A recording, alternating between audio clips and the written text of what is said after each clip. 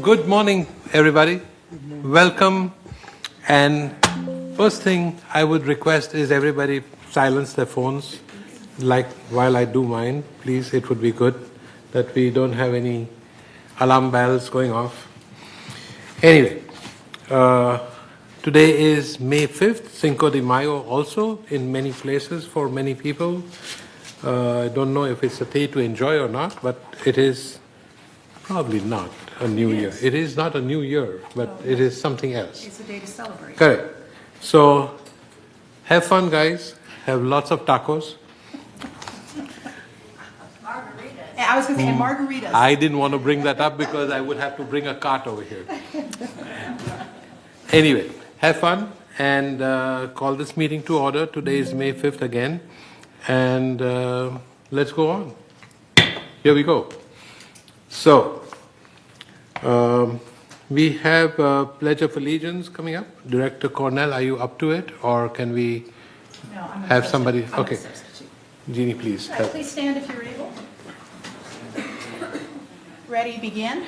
I pledge allegiance to the flag of the United States of America and to the republic for which it stands, one nation, under God, indivisible, with liberty and justice for all.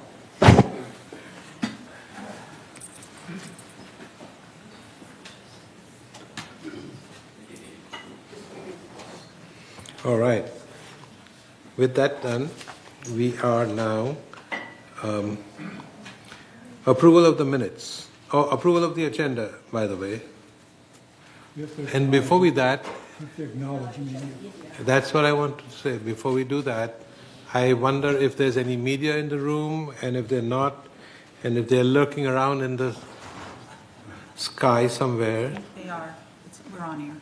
They are? Okay, welcome then. Next is approval of the agenda. I move that we approve the agenda. Thank you. Second, all in favor? There's no objection, then it's approved. Approval of the minutes, we have 1, 2, 3. 3 minutes to approve. Do I have there's a motion? Yes, thank you. Do I see a second? Thank you, Carmen. If there's no objection, then all the minutes are approved. All right. So we go to the next thing, which is the chair remarks. I have a few things I want to bring up today, and that is, so all this time we've been talking about several different things, like talking of safety, disaster preparedness. This month we're going to talk about water conservation. And it's very important that we talk about that, because as we ladies would say, oh, this is an imported perfume that I'm wearing, the water we use is also imported. What that means is that we pay dearly for the water. So any water wastage is water in the money in the gutter. So please be very careful of how you use your water. Water is imported from Northern California and from the Colorado River. All those things cost dearly.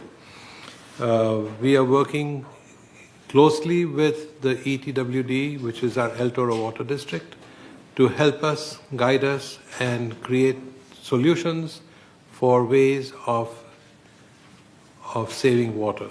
So please be mindful. If you have any questions, please attend our water committee, which is also newly formed, and talk to them. They are also anxious to help.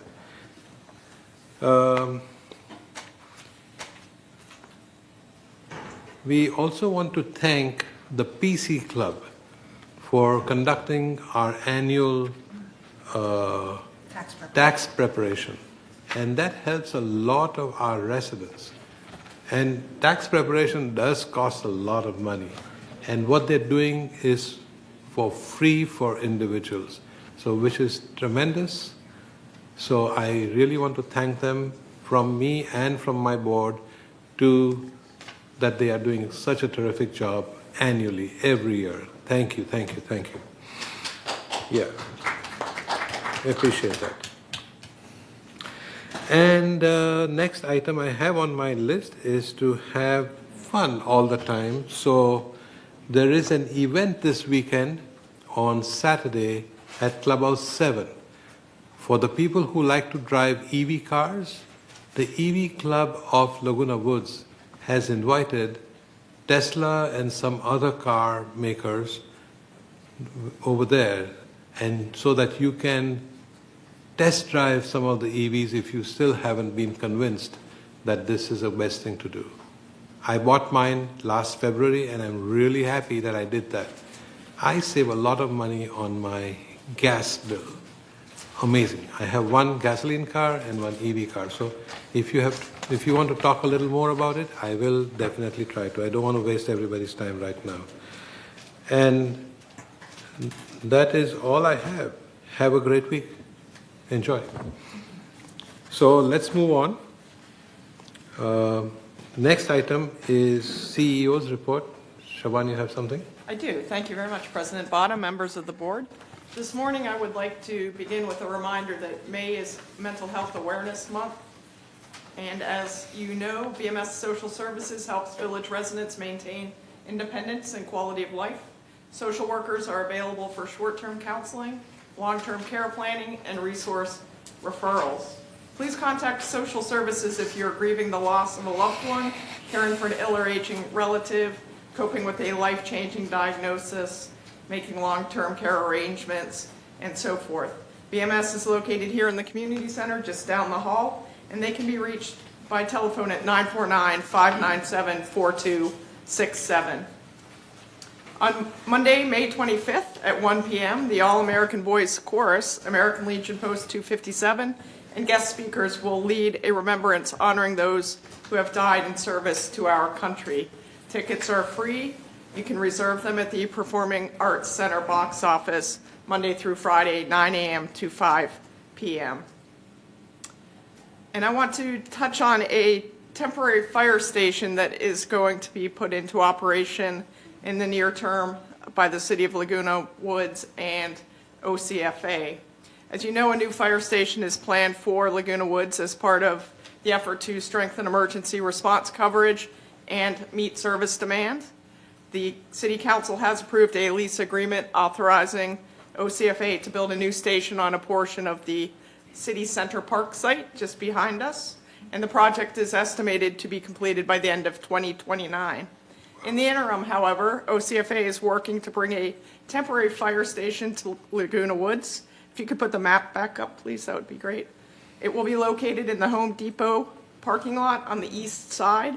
You'll see the red square on the screen before you, and this is south of the former Rite Aid driveway. It will house the personnel in a temporary portable structure and cover the equipment with similar coverings.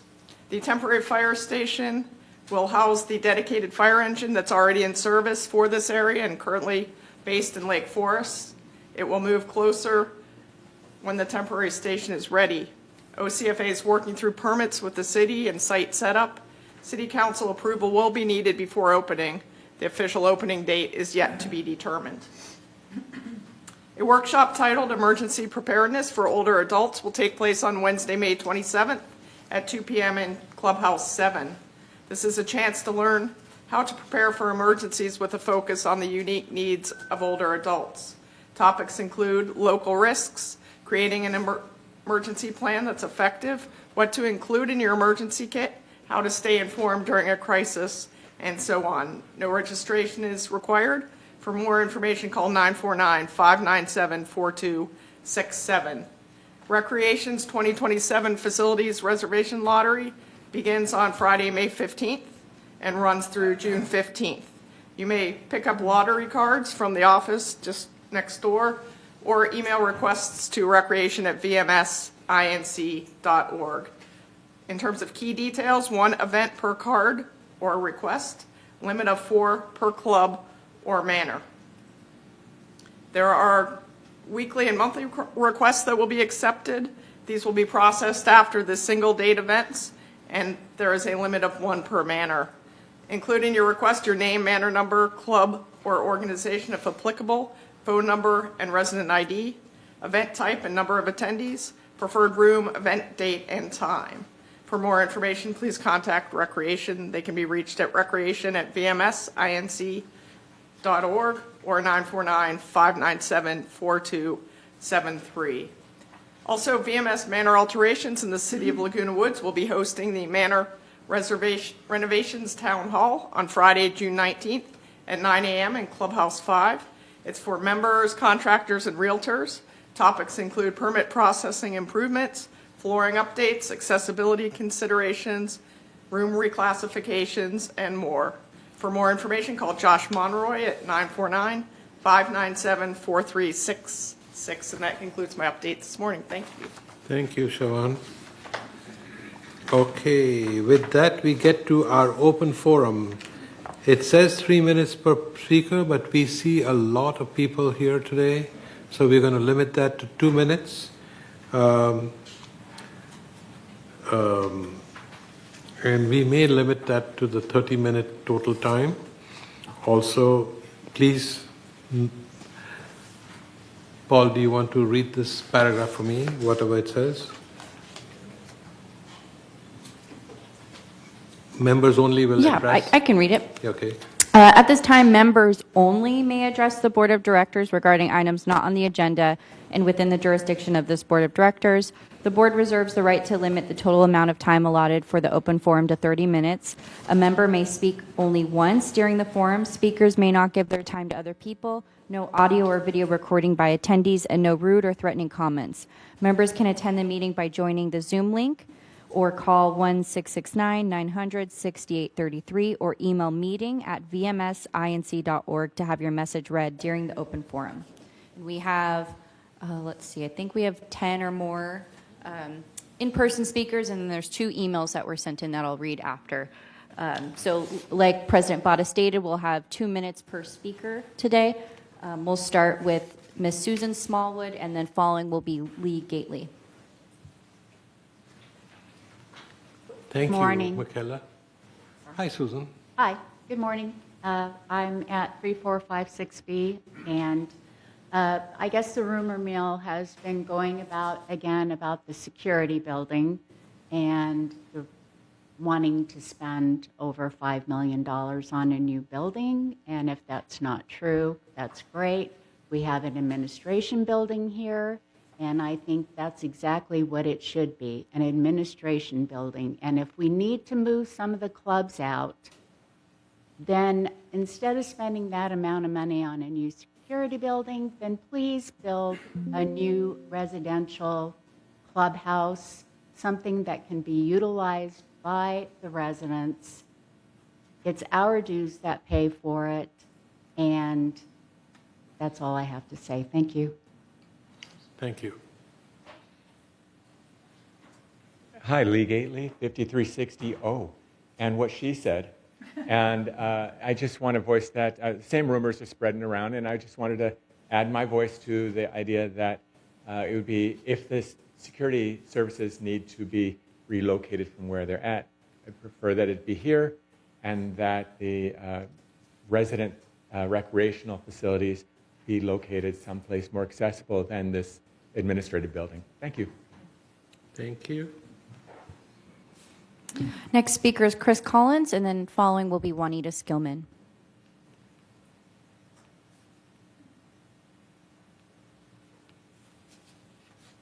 Morning, Chris Collins, 3306Q, and I'm here to tell you a little bit more about the foundation. And I have this so that we can, doesn't take time to show that. Anyway, I'm here to tell you about a new initiative that the foundation is starting in May, and it's really it's an emergency decal program designed to help identify residents who need a little extra assistance if we face a major emergency such as a fire, earthquake, maybe a power outage. This is what we're calling a cling, a window cling. And we have this graphic here so that it's a little more, you can tell what I'm trying to say here. The emergency decal is a window cling that should be placed on a window near the front door of a manor. A window cling is a vinyl graphic that adheres to a smooth surface like glass. Since neighbors are often the very first responders on the scene, having these decals can help neighbors know exactly who to check on during an event. So the decals are intended to help professional first responder, though it's important to remember that first responders triage such situations based on severity of an emergency and available personnel.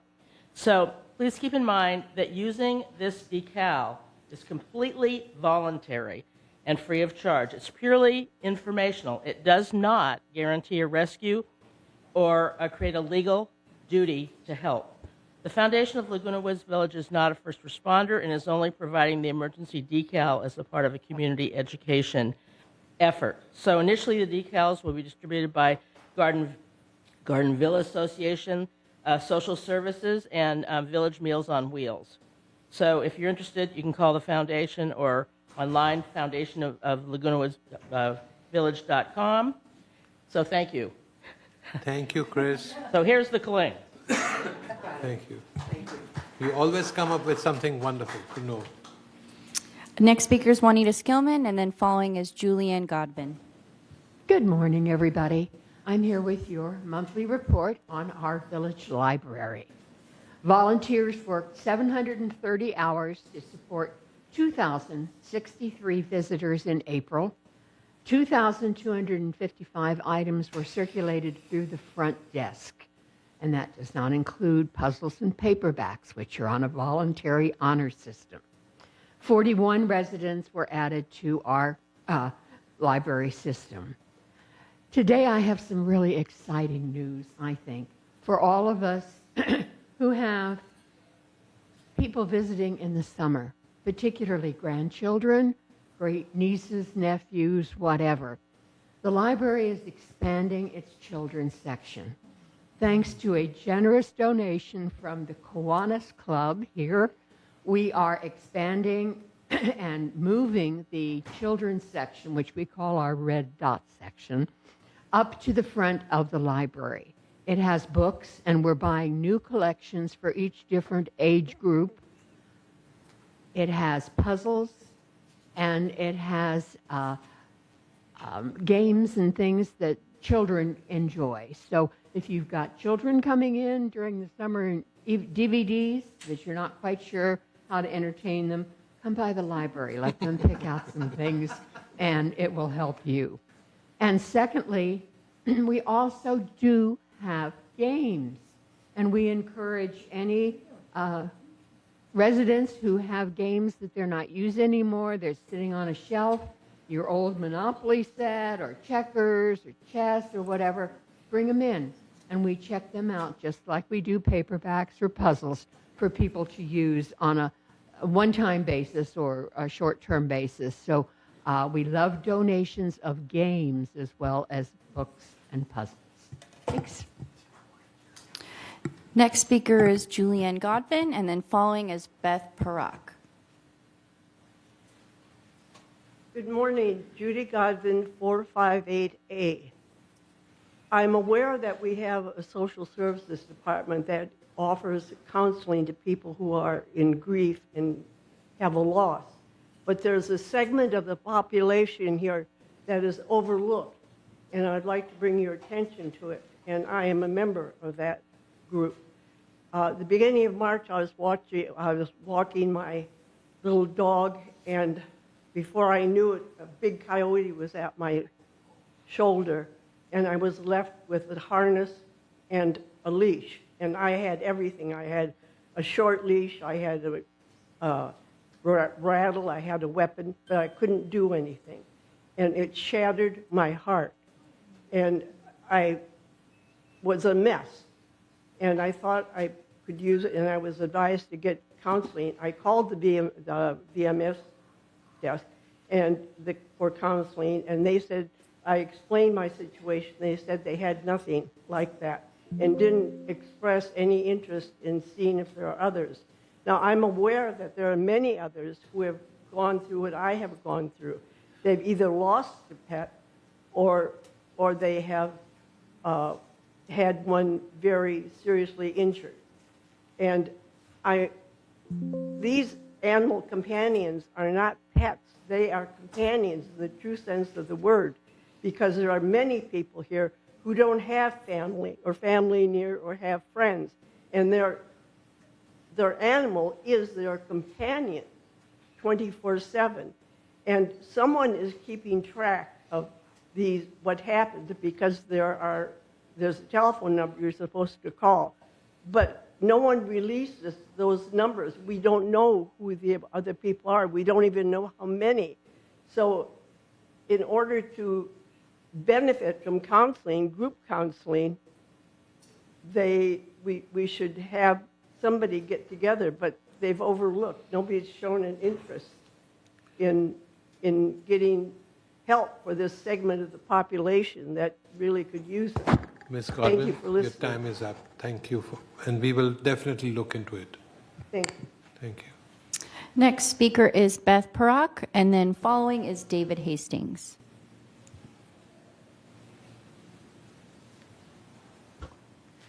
Good morning, Beth Parrick, 3321C Via Carrizo, representing the History Center. I'm going to share a glimpse with you regarding the foundation of our village, which is actually the vision of our founder, Ross Cortese. Mr. Cortese was a builder who had completed building several 55-plus communities. He was able then to purchase 22 acres of prime land from Nellie Gale Moulton. And then he decided to find out, what do older people want and need in a community? He needed to do that before he started building. So he went to USC to the newly formed gerontology department. And what he did find in his research was actually his vision, which is in play today. And I will show you that. His vision was Leisure World would present a total way of life in which religion, medical care, and recreation were included. For religion, he offered to any church that could come up with 100 members and a promise that within 2 years the church was beginning to be built, he would deed them the land. Many churches accepted the offer and are still thriving today. And also today, many denominations are now looking into or having services and activities in many of our clubhouses. Medical care. Cortese provided a medical office in Clubhouse Number 1, staffed by a registered nurse and volunteers who were on non-emergency medical care that they gave to residents. He deeded the property outside the village for dental and other medical care.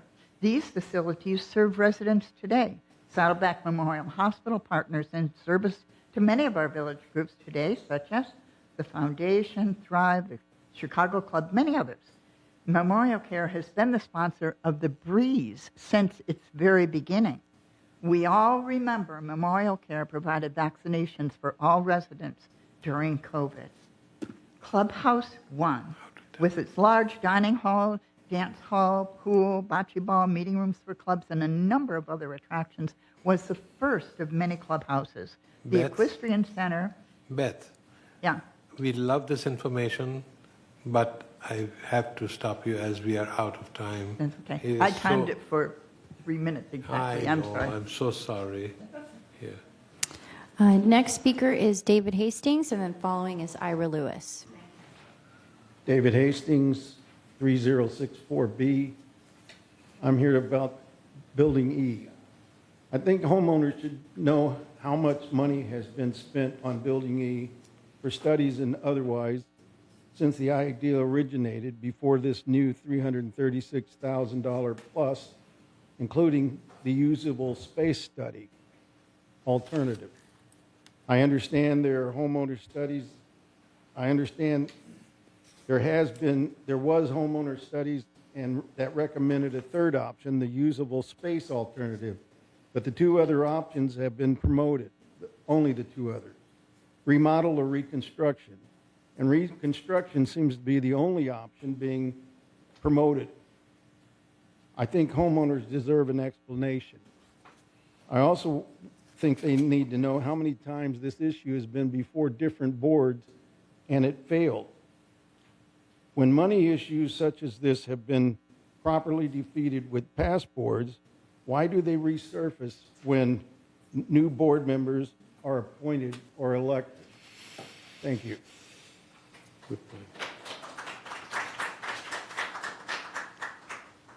Ira Lewis and then John Beckett. Good morning. Ira Lewis, 3449. Basically, similar to Dave, many owners in the village are believing that the majority of the GRF board has lost their focus. The question is coming up more often as to whom the board serves. Is the board serving the trust? Is the board serving the vendors that they hire? Is the board serving the management? They feel the board should be serving the ownership, just as all those entities do. And so they feel the board has lost some focus. And with regards to Building E, my feeling is that it has failed. It's failed for good reason. This is an administration building, should be used for that. And if we need a recreation building to put the table tennis, a new gym, indoor paddle tennis courts, indoor basketball, more meeting rooms that are always in demand as we have a lottery for these rooms. That should be built basically right out there is one place between here and Clubhouse 7. There's plenty of space, plenty of access, and it would be a lot less money, and it would be used by the ownership forever, not just by staff that theoretically with the new ERP system should be shrinking over time, not expanding. So please, when you look for estimates of how much a building costs, you should include a recreational building to move all these things. It's cheaper to build and maintain than a Class A office building. Thank you, Ira. Mr. John Beckett and then Darlene Bacchus. Good morning. I'm here on behalf of the Good Government Club. At our last meeting, we discussed a controversial multi-million-dollar construction project. We also discussed the 4 directors who voted against it. The club's members have authorized me to read the following proclamation. Whereas the Good Government Club supports directors who exercise prudent fiscal management, and whereas 4 GRF directors recently voted against spending $336,000 to design a new office building for VMS employees, and whereas the members of the Good Government Club believe that those directors deserve our thanks, therefore be it resolved this 5th day of May 2026 that the members of the Good Government Club express our gratitude to directors Brad Reinhardt, Kush Bada, Gene Costello, and Martin Rosa. Thank you.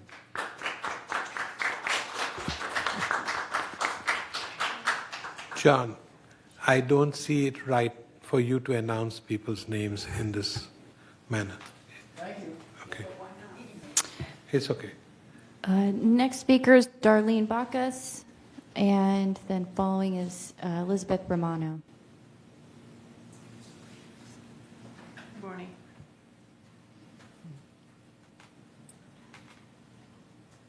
I'm speaking today in support of the Good Governance Club and the concerns that have been raised.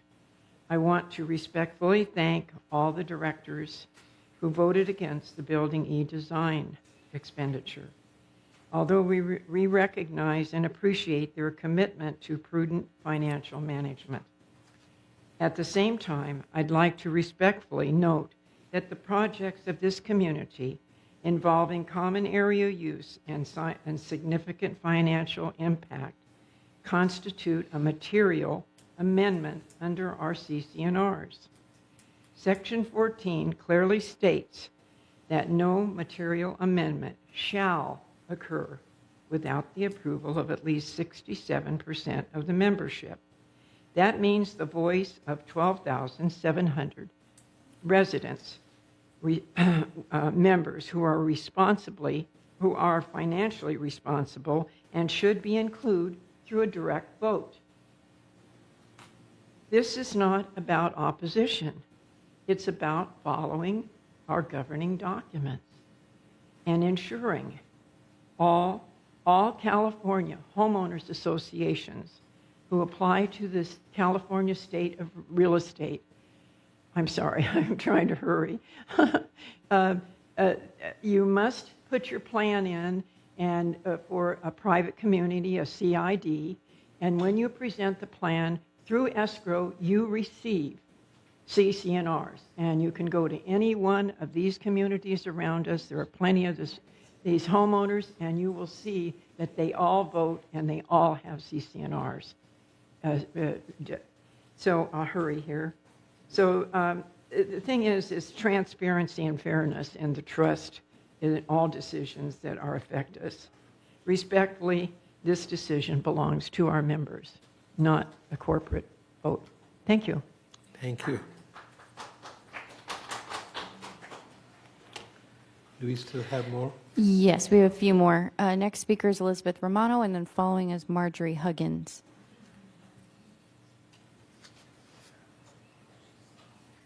Thank you for your time. I want to address the fiduciary responsibility of the board and ask that there's 4 parts. I went to law school, and I'm also a corporate compliance CEO. And what's required with this fiduciary responsibility is that our monies go into a bank that's registered, that collects interest, and a report is made to us. I don't see that that's happened, and I would like to have the funds put in there accountable, getting us interest, which should run around $500,000 a month that we're losing. So that's simply all I'm asking for. Thank you. Next speaker is Marjorie Huggins, and then following is Roberta Burke. Okay, I'm here as a homeowner resident of Laguna Woods Village. Not my United group, not any group, just myself. I've been here 10 years, have been in total confusion how this place operates. And so forgive me for having maybe some bad information, but I'm just asking questions.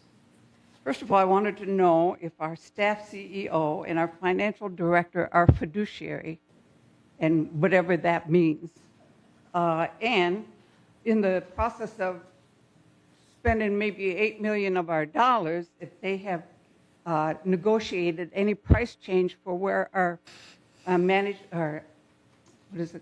our security and gardening and that building, which they say will take 25 years to compensate for the $8 million they want to spend right now.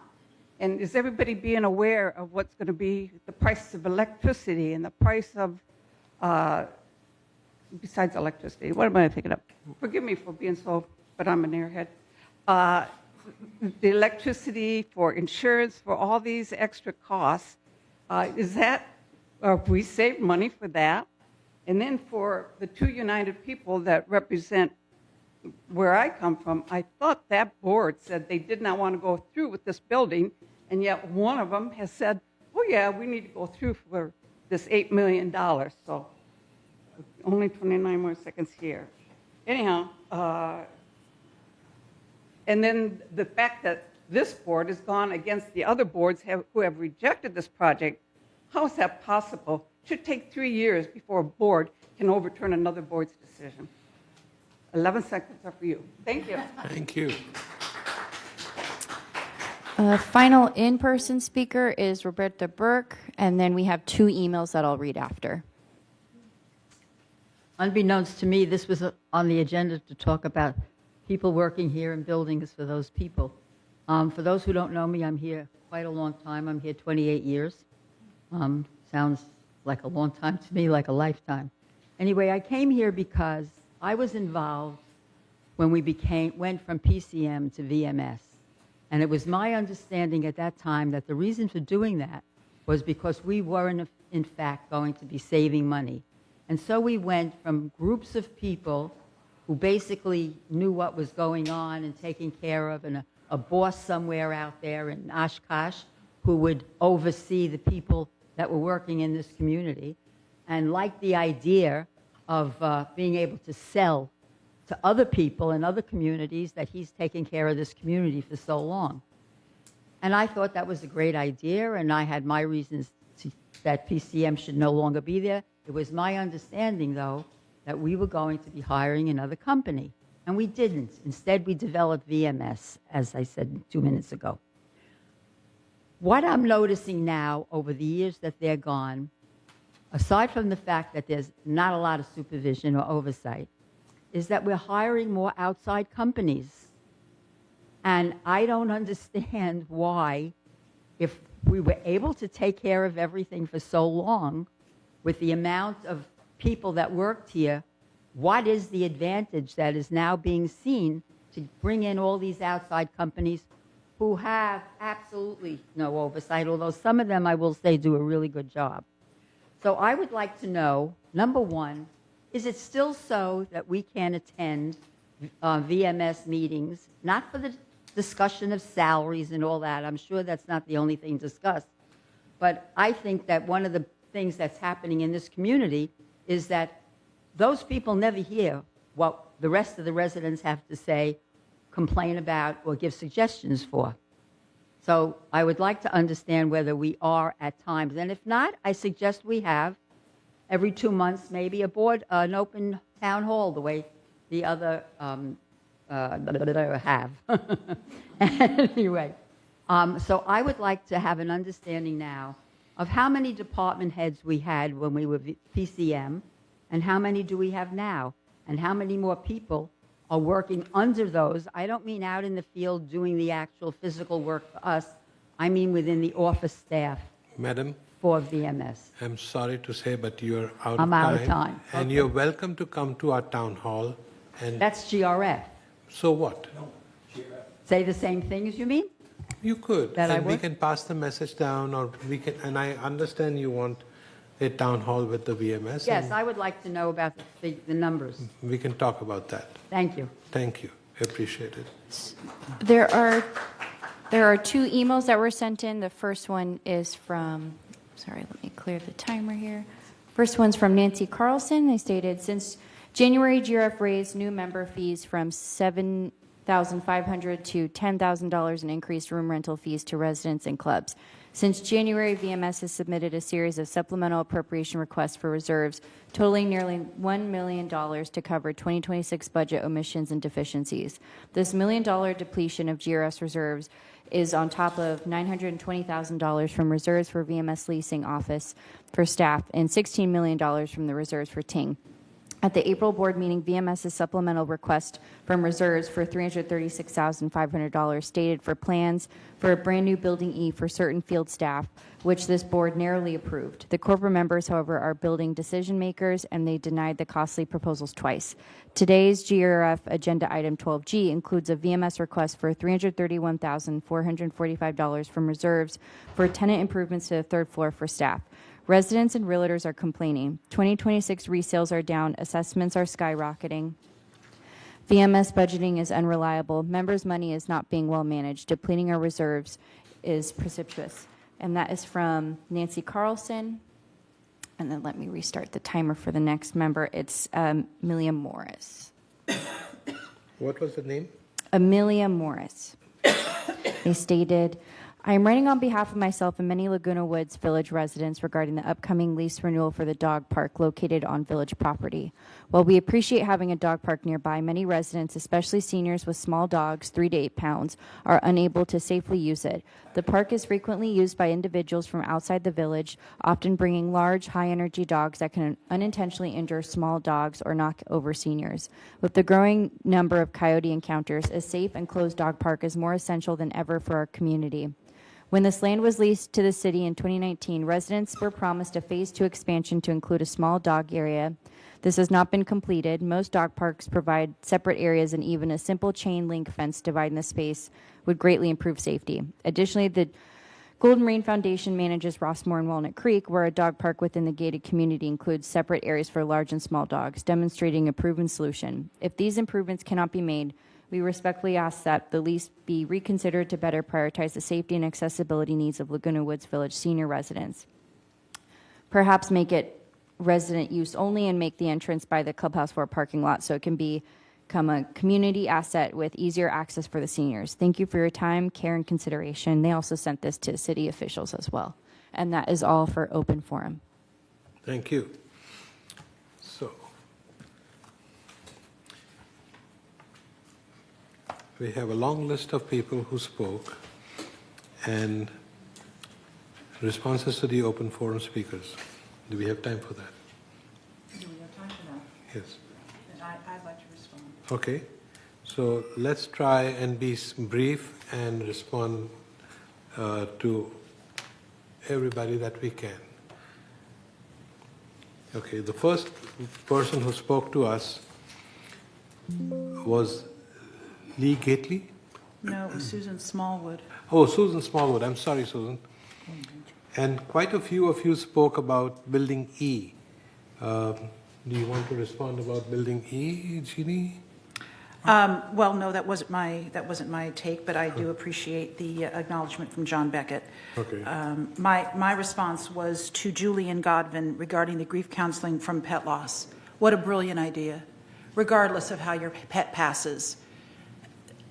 For every reason you stated, it would be so important. As a pet owner and someone who lost a pet, that is a wonderful idea, and I hope social services can add that to their incredible menu of options for our residents. And we've already passed it on to them, so we'll provide an update. Fabulous. Perfect. And to Roberta Burke, the VMS board meetings, I like the idea of the town hall, the VMS town hall, to put the residents in front of VMS. Love that idea.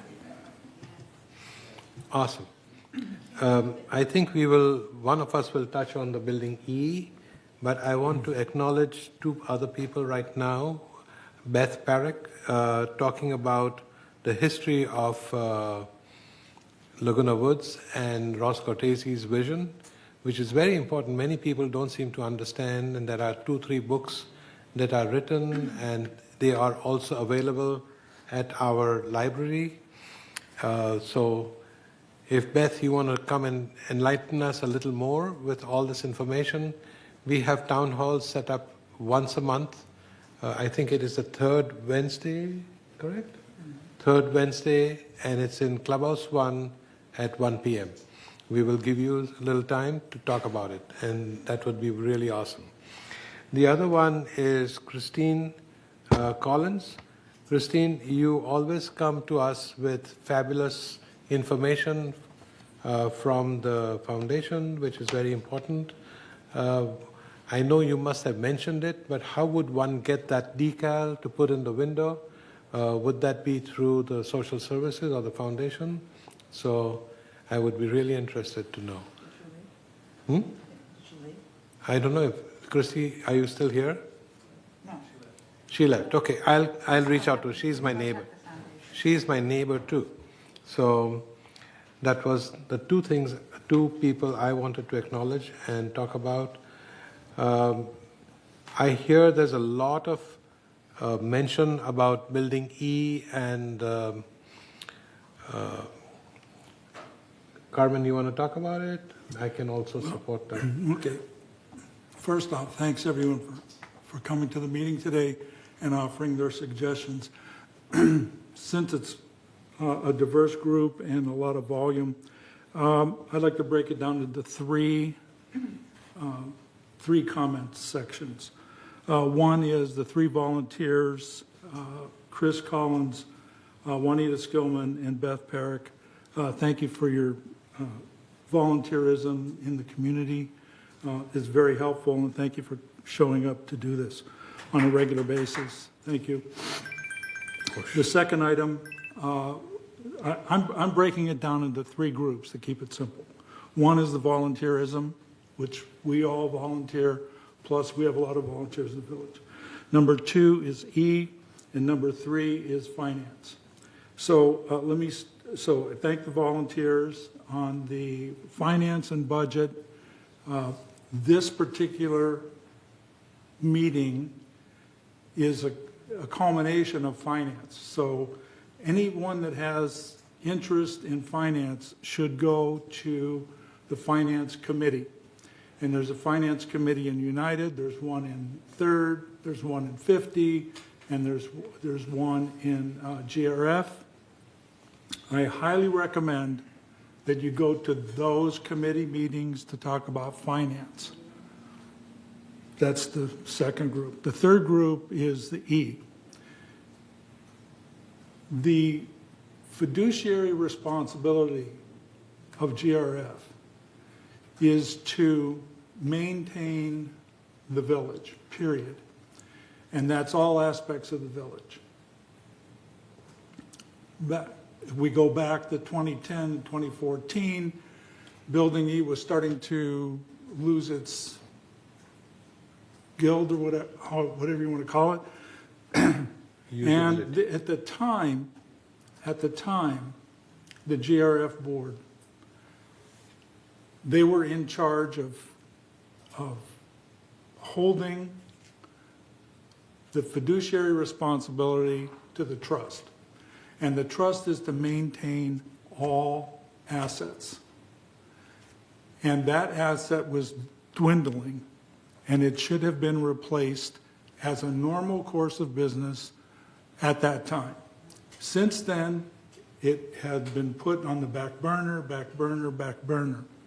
So at this point in time, our responsibility, meaning this board, to the GRF Trust, is to take that building and to fix it, replace it, dump it, whatever we need to do to get our employees out of the lease space and back into their normal area where they work. They keep the security vehicles, all of the carpool, the pool maintenance on the equipment. Everything has to be within a reasonable working area. This parking lot is not that, but that's just my opinion. So anyhow, I just want to thank everyone for coming here today. What we voted on in the last month was $300 and some thousand, and that's to look at different ways of making that area or that building work. And that could be modular buildings or a stick building or a concrete building or whatever is there, maybe even fix what's there, I don't know. But that's what we voted on. We didn't vote on all these different numbers of 4, 5, 8, 10 million. All those numbers are non-existent. All we voted on was the architectural study to fulfill the GRF commitment to our trust. And that trust is between the GRF board, the trust document, and you, our members. It's a fiduciary responsibility. Thanks, Carmen. Thank you. Yeah. Yes. I just want to say ditto. Okay. And Carmen said it very, very well. And so many times people don't understand. They don't understand our trust and what the obligation of GRF is, okay? And one of the things that the boards have a responsibility for is the safety of this community. And how else can security provide services during a disaster if they're in this building and not a separate building being able to manage the disaster? And that's one of the things that you got to think about. We're not thinking about, oh, gee, it costs a lot of money to be here. We're thinking about the safety of our community. Bunny, we don't need to get into details. But I'm done. Okay, thank you. Awesome. Is there anything I have else a we need to? responsibility. Yes. Yes, in addition that $361,000 that we voted, we try to ensure that we are not going to waste that money. So whatever direction the board will go, we will incorporate that one, and we had the discussion with the staff. Okay, so building a project, something has to be done, one way or the other. That is our, but to fulfill the fiduciary responsibility as a board. Thank Right, you. and second response that to the social service issue, Julian Godwin, yes, thank you very much for bringing that particular issue. But you mentioned that all the numbers and how many counselings that we do have. We have a regular report at the Security and Access Committee meeting every other month, third Wednesday, 1:30 p.m. And security that committee meets, and very detailed information and statistics are being shared. So please come and find out. And Social Service Department is working so hard to fulfill, our responsibility to care for the resident. However, that particular issue we will consider, we will add into the topic. Thank you. And please come and see. And if you have any specific concern, just let the committee know so that we could really implement your request. Okay? Thank you. Thank you. Next meeting is June 3rd Wednesday of June, 1:30 p.m. All right? Thank you.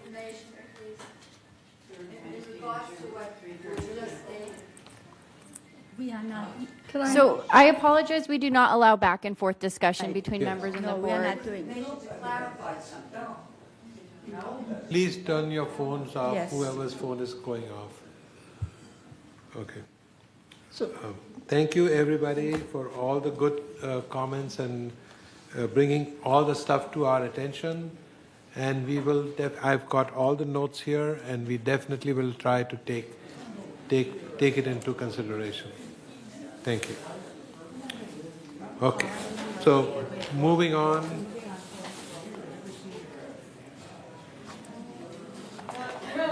Excuse me. All right. Yeah. Can we please, they are leaving. Can we please have some silence? They're all leaving. Okay. Next item is item 10A, recommendation from the Finance Committee, consent with the statutory obligation. I think that is to approve our consent calendar. Is that correct? Okay. Yes. And second, yes. If there is no objection, then the consent calendar is approved. Item A, B, and C is done.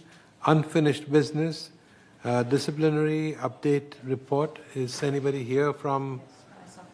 Okay, hi Francis. Good morning.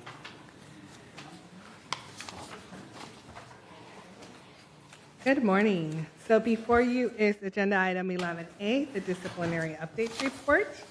The breakdown before you is for the months of February through April of this year, so the last 3 months.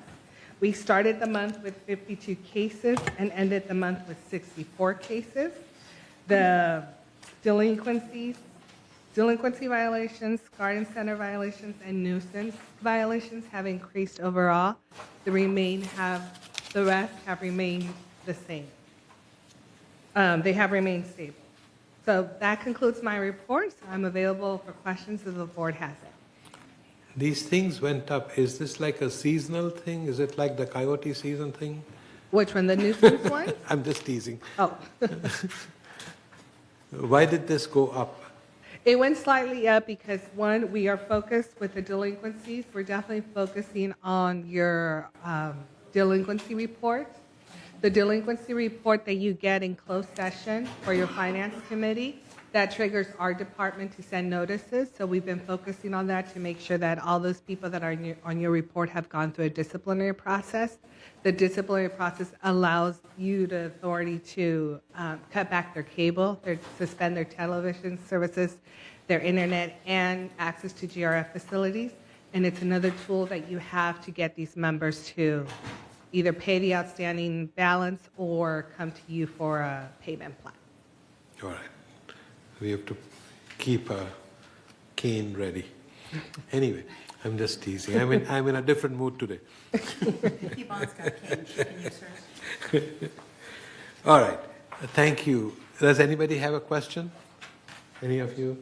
Just comment on that delinquency issue. Yeah, finance department, finance committee really closely looking at it, but it's not a major thing. It's very few, incidents of, they don't pay the fee, on time or something like that. So we are just really Mickey, I'm just being a little jester today. So I'm just giving you a little Sorry, additional information. you guys do a great job. Thank you for I keeping it appreciate under the comment. control. Yes. My pleasure. Thank you. Thank you. Next item is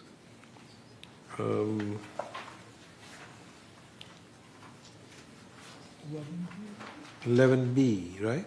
Entertain a motion to approve the revised trust facilities fee resolution, formally incorporated. So 11B, let's do that. Do we have any information on that? Yes, Jeff Spees is coming to the podium to speak with you. Hi, Jeff. Jeff's our Community Services Manager. Good morning, directors. This is just finalizing this has been on 28-day, so if you have any additional comments, otherwise we're just looking for approval. So this is our final step on this. Last month we discussed it. We put it on 28 days. So now it's time. Do we need to vote for it? I think. Yeah, if the board is ready to vote. Yep. Okay. That's a long resolution to read, Carmen. Well, I'm prepared to read all of it. Okay. I believe, no, and I believe you guys read it last month, so you guys don't have to technically read it again. So you can read the final paragraph on the bottom. Yeah, the now therefore be it resolved portion, Yes. you can read if you'd like.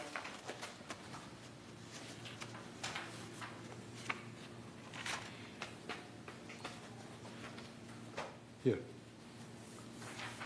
Now therefore, okay, so this is on the trust facilities fee. This is resolution 90-26-XS. Now and therefore be it resolved May 5, 2026, that as a trustee of the Golden Rain Foundation Trust, a declaration of trust recorded March 6, 1964, the board will impose a fee to be known as the trust facilities fee in accordance with all terms and conditions contained within this policy and in California Civil 4580 on all transactions involving the purchase of separate interest in any of the trustors' common interest developments. Third, Laguna Hills Mutual and Laguna Woods Mutual, 50 Mutual, each of which hereinafter referred to as trustor within the city of Laguna Woods, has an obligation of the purchasers, effective date January 1, 2026, for the purposes of determining effective date. Purchase contracts entered prior to January 1, 2026, in which escrow opens before January 1, 2026, and closes on or before March 31st, 2026, are deemed transactions occurred prior to the effective date. Thank you. Do we need to vote on this? You make a motion first. Okay. So, Make a motion. motion here, second there. If there's no objection, then the motion is carried. Do we need to vote on the screen? Yep, I'm pulling it up right now. Okay. Did we skip? No, this is 11B. 1 second, let's finish this. Yes. I vote yes. Thank you, John. Okay. Director Kelsall voted yes. We need Bunny's vote. And I believe Yvonne's vote as well. Perfect. mine Thank went. you. Thank you. Thank you, everybody. All in favor? Thank you, Jeff. Appreciate it. So it carries. Move on. We're going to item 12A. This one is about the donation of a horse trailer, camera, and 2 shade cloths for the equestrian center. Okay. Resolution 90-26-XX. Donation of a horse trailer, camera, and 2 shade cloths for the equestrian center.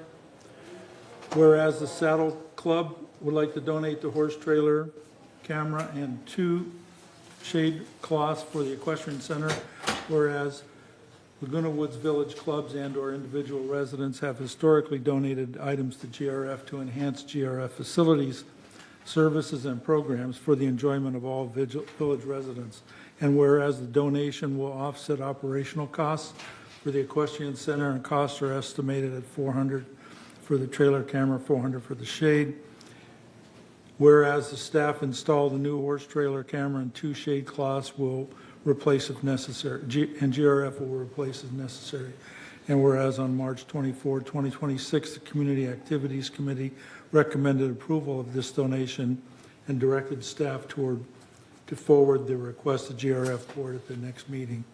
Now therefore be it resolved May 5, 2026, that the board of directors of this corporation hereby adopts the Saddle Club donation of a horse trailer camera and 2 shade cloths for the equestrian center, and resolve further that the officers and agents of this corporation are hereby authorized to carry out this resolution as written.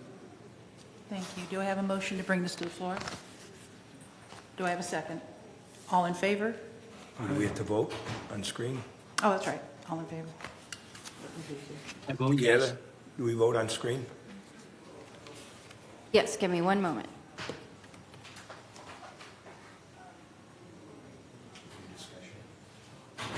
Is there any discussion? Well, is there any discussion? No, there's no discussion. No. If not, we will vote. Director Kelsall, do you want to provide your vote? Yes. Thank you. We need Bunny. And then Allmark Cush is absent for this vote. All right. The motion carries 8-0. Thank you, Saddle Club, for your generous donation. Moving on, item 12B, entertain a motion to approve Performing Arts Center Music Room Reservation modification. This is on 28-day, this is the initial notification. Resolution 90-26-XX, Performing Arts Center Music Room Reservation Modifications. I'm going to skip down to now and therefore be it resolved June 2, 2026, that the Board of Directors of this corporation hereby approves a resolution to approve modifications to the scheduling procedures for the Performing Arts Center Music Room to allow for reservation-based use with first come, first served drop-in access when the room is not reserved. And further, resolve further that the officers and agents of this corporation are authorized on behalf of the corporation to carry out the purpose of this resolution. Do I have a motion to bring it to the floor, John? Do I have a second? We'll go with Yvonne. Discussion? I have a question. Yes, go ahead. Yeah, does if we go to a reservation system, does this have a financial impact on revenue for the PAC? that they'll come under the same I believe we have criteria, the Allison dynamics. Giglio here Good from our morning, Recreation everybody. Department. Yeah, bringing everything up to reservation, we would generate more revenue. I don't know that it's going to be a huge amount, but it would be more consistent with the rest of our reservations. Right, so. Yes. Finance Committee endorsed that because of that. Yeah, there was a little plus side, not minus side. Just for your information. Anyone else? If not, shall we vote? We're voting on the screen? We are voting on screen. I vote yes. Thank you, John. Thank you. Again, I'll mark President Bada as absent. 8-0, the motion carries. Thank you. All right, okay, 12C, entertain a motion to approve Recreation and Special Events Department operating rules review with regards to golf course dress code amendment.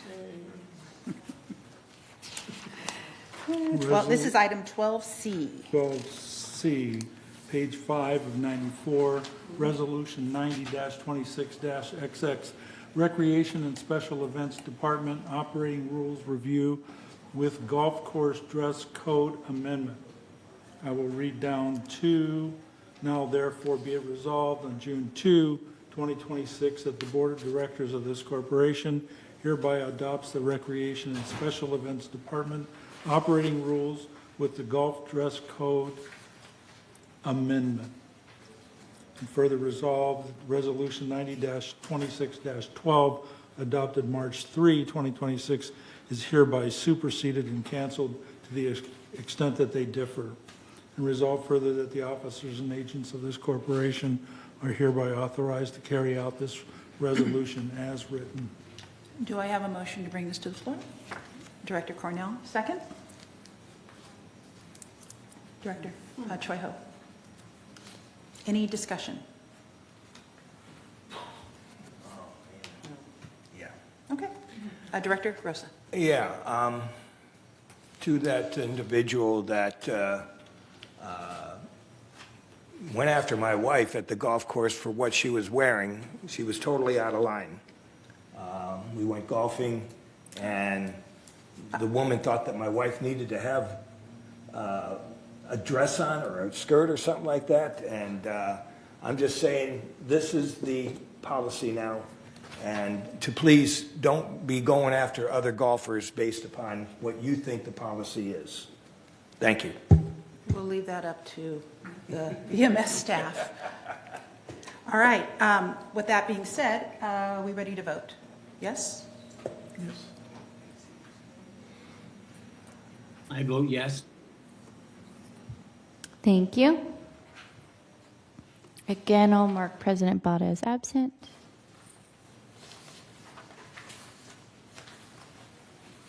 Eight to 0, the motion carries. All right. Sorry, I lost my place here. Hang on. Be right back. All right. 12D. Entertain a motion to approve resident request for exceptions to GRF Recreation and Special Events Department policies and procedures for the Memorial Care Hospice and Bereavement event. This is item 12D. A lot of pages here. Well, 12C was a bit weighty. Yeah. All right. Would you care to read the resolution? C comes before D. Okay. 5 of 16. Page 5 of 16, agenda item 12D is in David. Resolution 90-26-XX, resident request for exemption to GRF Recreation and Special Events Department policies and procedures for Memorial Care Hospice and Bereavement event.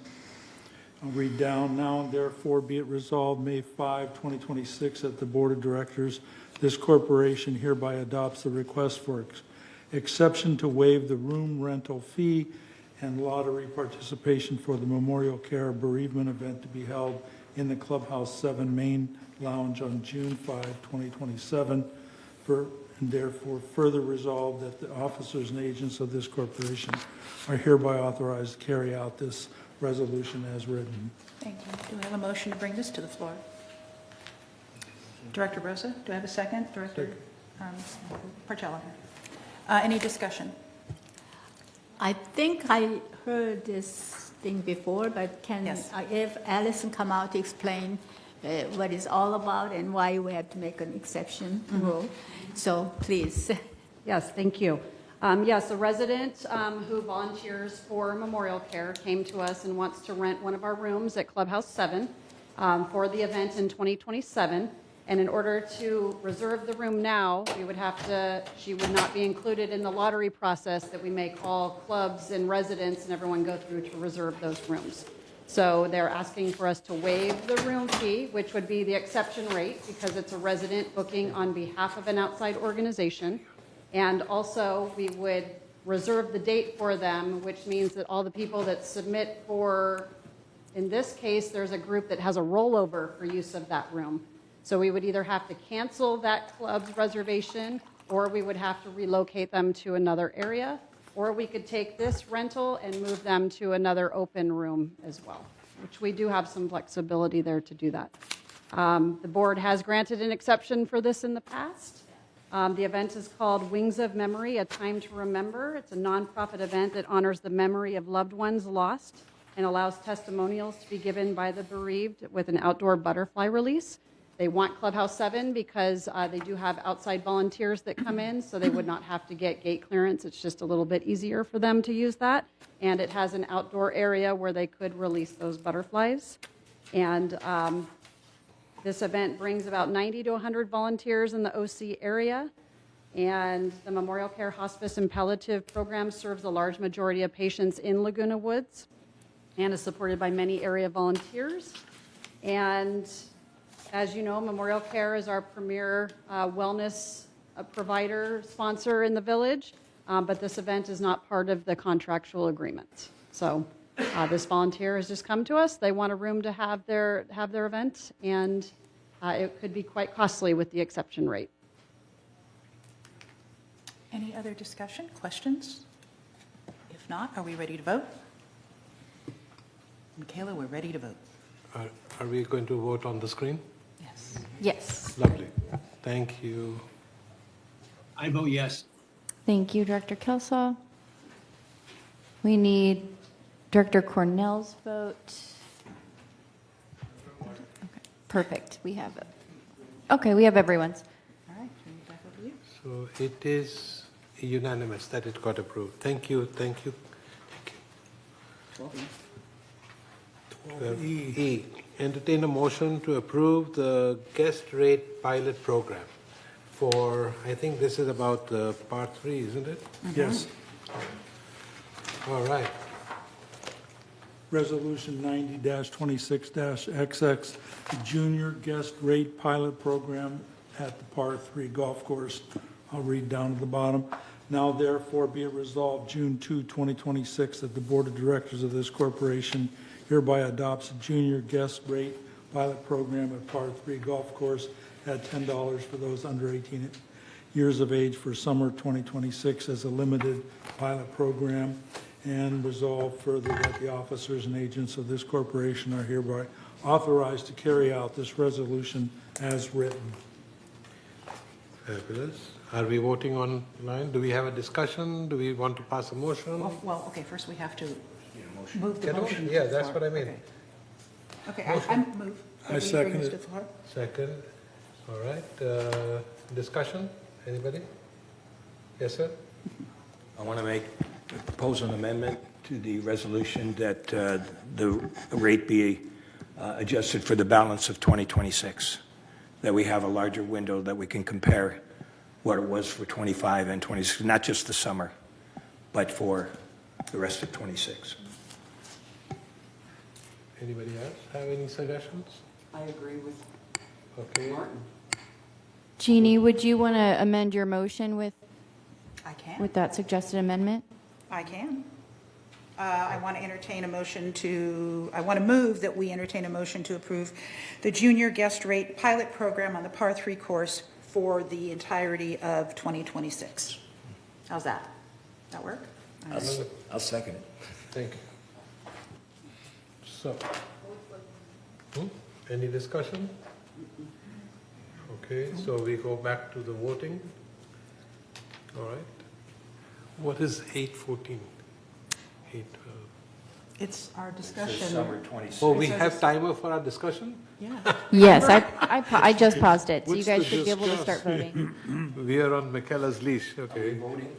Are we voting on the Yeah, summer you could vote. 26 or balance of 26? Balance of 26. It says summer 26.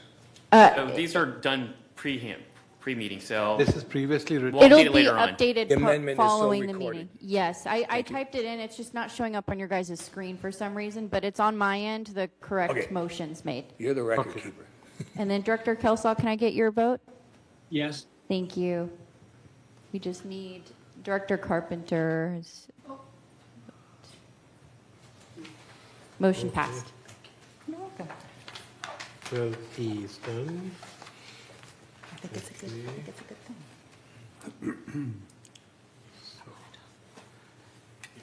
Okay, if we are done, then moving forward. Next item is number F, entertain a motion to approve recreation room rental fee for Clubhouse 5 Fitness Center.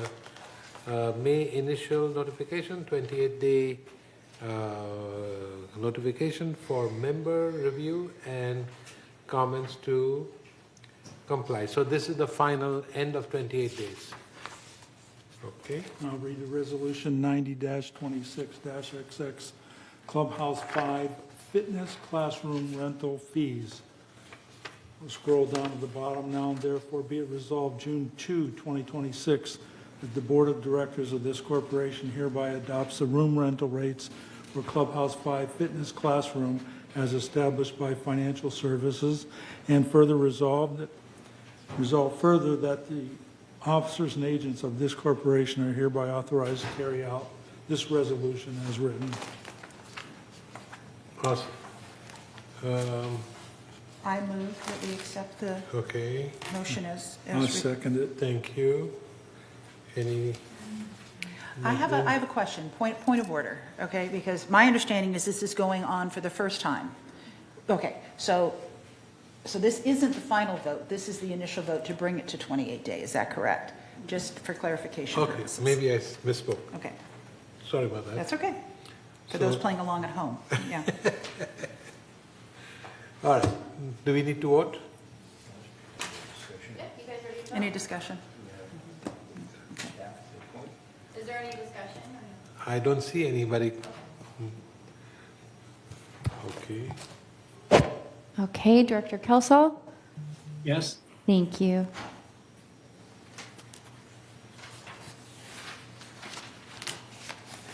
All right. And then we just need Director Carpenter. Perfect. Motion passed. Moving right along, we are at item 12G. A, B, C, D, E, F. Okay, this is a long one. Entertain a motion to approve a supplemental appropriation in the amount of $336,445 for the Facilities Reserve Fund, from the Facilities Reserve Fund, and for the construction of the Community Center third floor tenant improvement project. This is, okay, IC manual is in the room. Would you like to read the resolution? I'll read the resolution 90-26-XX, supplemental appropriation for community center third floor tenant improvement. I'll read down to the, scroll down to the bottom, 9. Now and therefore be it resolved on May 5, 2026, that the Board of Directors of this corporation hereby approves the supplemental appropriation in the amount of $361,445 from the Facilities Reserve Fund for the construction of the Community Center third floor and tenant improvement project, and resolved therefore that the officers and agents of this corporation are hereby authorized on behalf of the corporation to carry out the purpose of this resolution. Okay, I move that we bring this to okay. the floor. Seconded. Anybody to Any discussion? Director Kelsall on Zoom has his hand raised. Okay. Yes. My question is, does this have any association or relationship to the issue of Building E? No. No. None. Thank you. Are you familiar that this room on the top floor of the third floor of this building used to be our old gym? Yes. The old gym moved down to the level 1 many years ago, and this room has been, there's been decision on and off for several different purposes. In the past 2-3 years, I think it's the PC Club who's been using them at tax season for assistance to do their taxes. But now Okay, we are thank you. doing a final decision to convert this so that one of the MNC departments will be able to call this their final home. So that's what the construction is for, what we call tenant improvement, to build walls, break walls, put desks and stuff like that. So that is the 361, and I misspoke, it was 331, but it's 361,000. Anyway, are we ready to vote on this one, or have we already done that? Or do we need a motion still? We have a motion on the floor. If you guys are ready to vote, I can Can put it on the screen. if you are ready, we are ready. Yes, sir. Let me pull it up for you guys. Okay. And then Director Kelsall, can I get your vote? Yes. Thank you.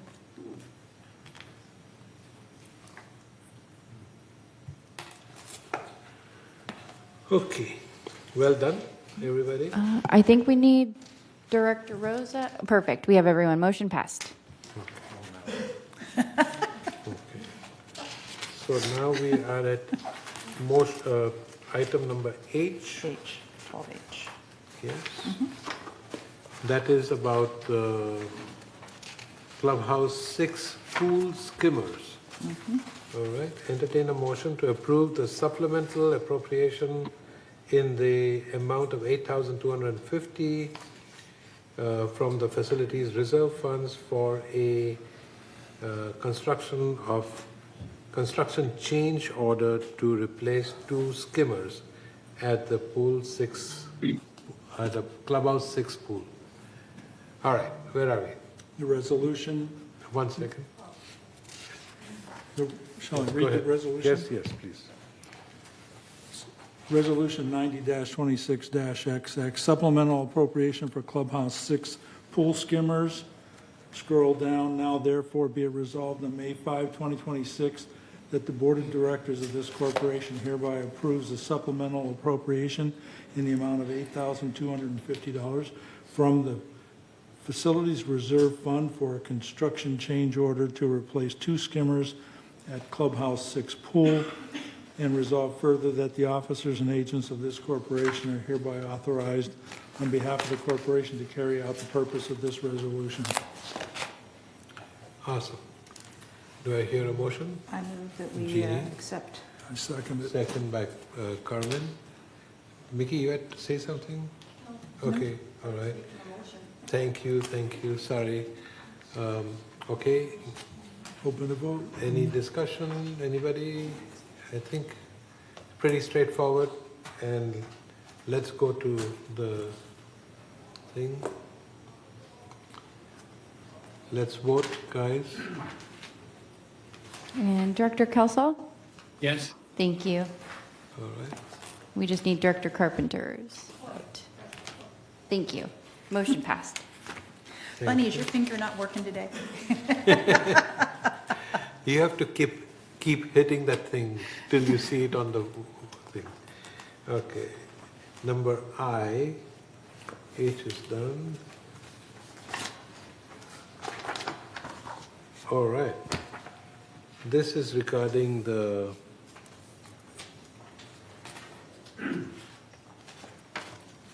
entertain a motion to approve the supplemental appropriation in the amount of $12,000 from the facilities fund for the fabrication and installation of replacement pool entry gates at Clubhouse 5 and Clubhouse 6. All right, we're doing a lot of things this month. I'll read the guys. resolution 90-26-XX, supplemental appropriation for Clubhouse 5 and 6 pool entry gate replacements.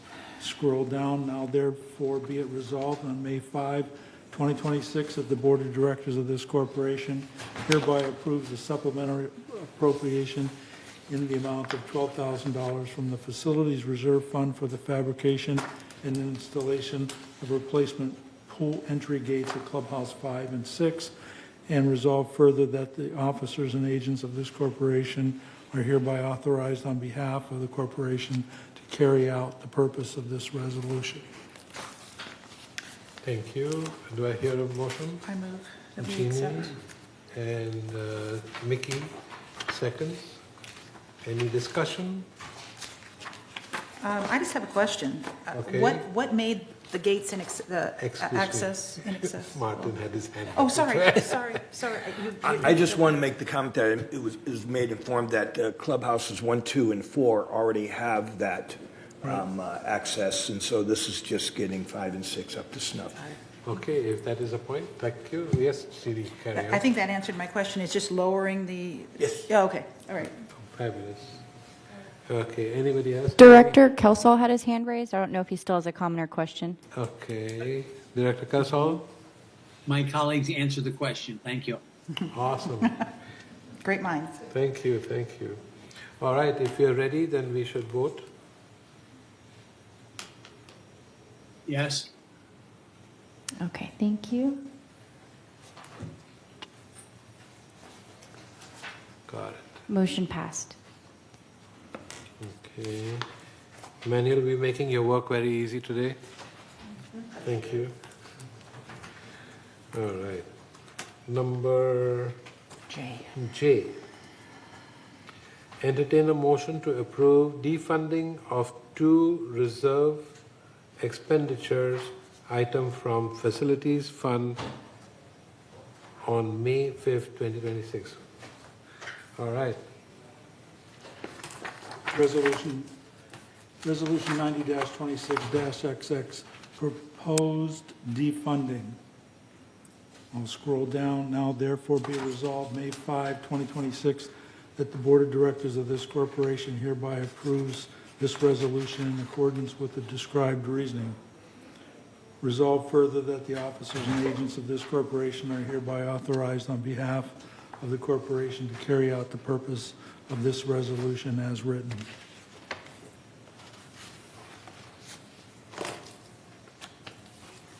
I move that we bring this to the floor. Okay. Thank you. Now, do we have any further discussion on this? Martin has. Yes, Martin? I'm just not in favor of this resolution. I think that it needs to go back to committee for further discussion. Okay, point noted. And then Director Kelsall has his hand raised on Zoom. Okay. Yes, may I get clarification of what the 2 reserve expenditures are? Who would like to explain to Director Kelsall? Well, the Steve is there, so. Okay, here is Mr. Horvath. Good morning, everyone, and thank you for the opportunity. So the recommendation coming from staff and endorsed by the Finance Committee at their most recent meeting stems from an original approval of the solar installation project, which was $2 million back in April 2025, and another $650,000 for the electric vehicle charging stations that was approved at the same April meeting. In September of 2025, the corporate members voted to effectively, they declined the funding for these 2 projects. So these 2 have been sitting on the expenditure reports, implying that these monies would be spent in a reasonable amount of time. So the recommendation at the Finance Committee was, just from a cleanup perspective, to remove this from the current funding list, When we get to the treasurer's report, when Director Mickey Hochoi will be presenting, you'll see $2.6 million in encumbrances under the GRF facilities. Right. That is effectively these two items. By defunding it today, it would remove it from the proposed funding plan. Not to say that this cannot come up in the future. I think there's been plenty of arguments in favor of the solar panels moving forward. But if and when that time comes, much more information will be brought forward and a design plan will come forward. So once again, this is just a recommendation from staff endorsed by the Finance Committee to make what you have listed as funded consistent with the corporate members' direction. Comment? Yes. Yes, this action was taken from the last year. The board approved that, not defunding, but did not go ahead and do the project. So, I mean, we all assumed that the previous board probably had to remove that thing from the, our reserve fund as an incumbent, but they did not. So, I mean. So we decided that since this is not actively approved project, I think at this time it's better for us to remove from that list so that our reserve balance is accurate enough. That's it. So will this go back into our reserve account or?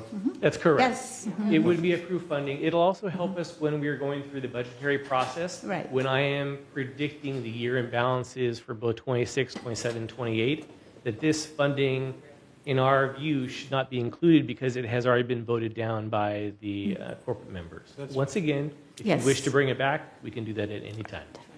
Okay. Do you have any other point to mention, Martin?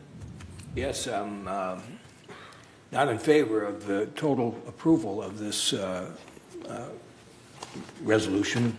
I can understand removing the EV charging, but the solar should be sent back to committee because of, well, there's many factors.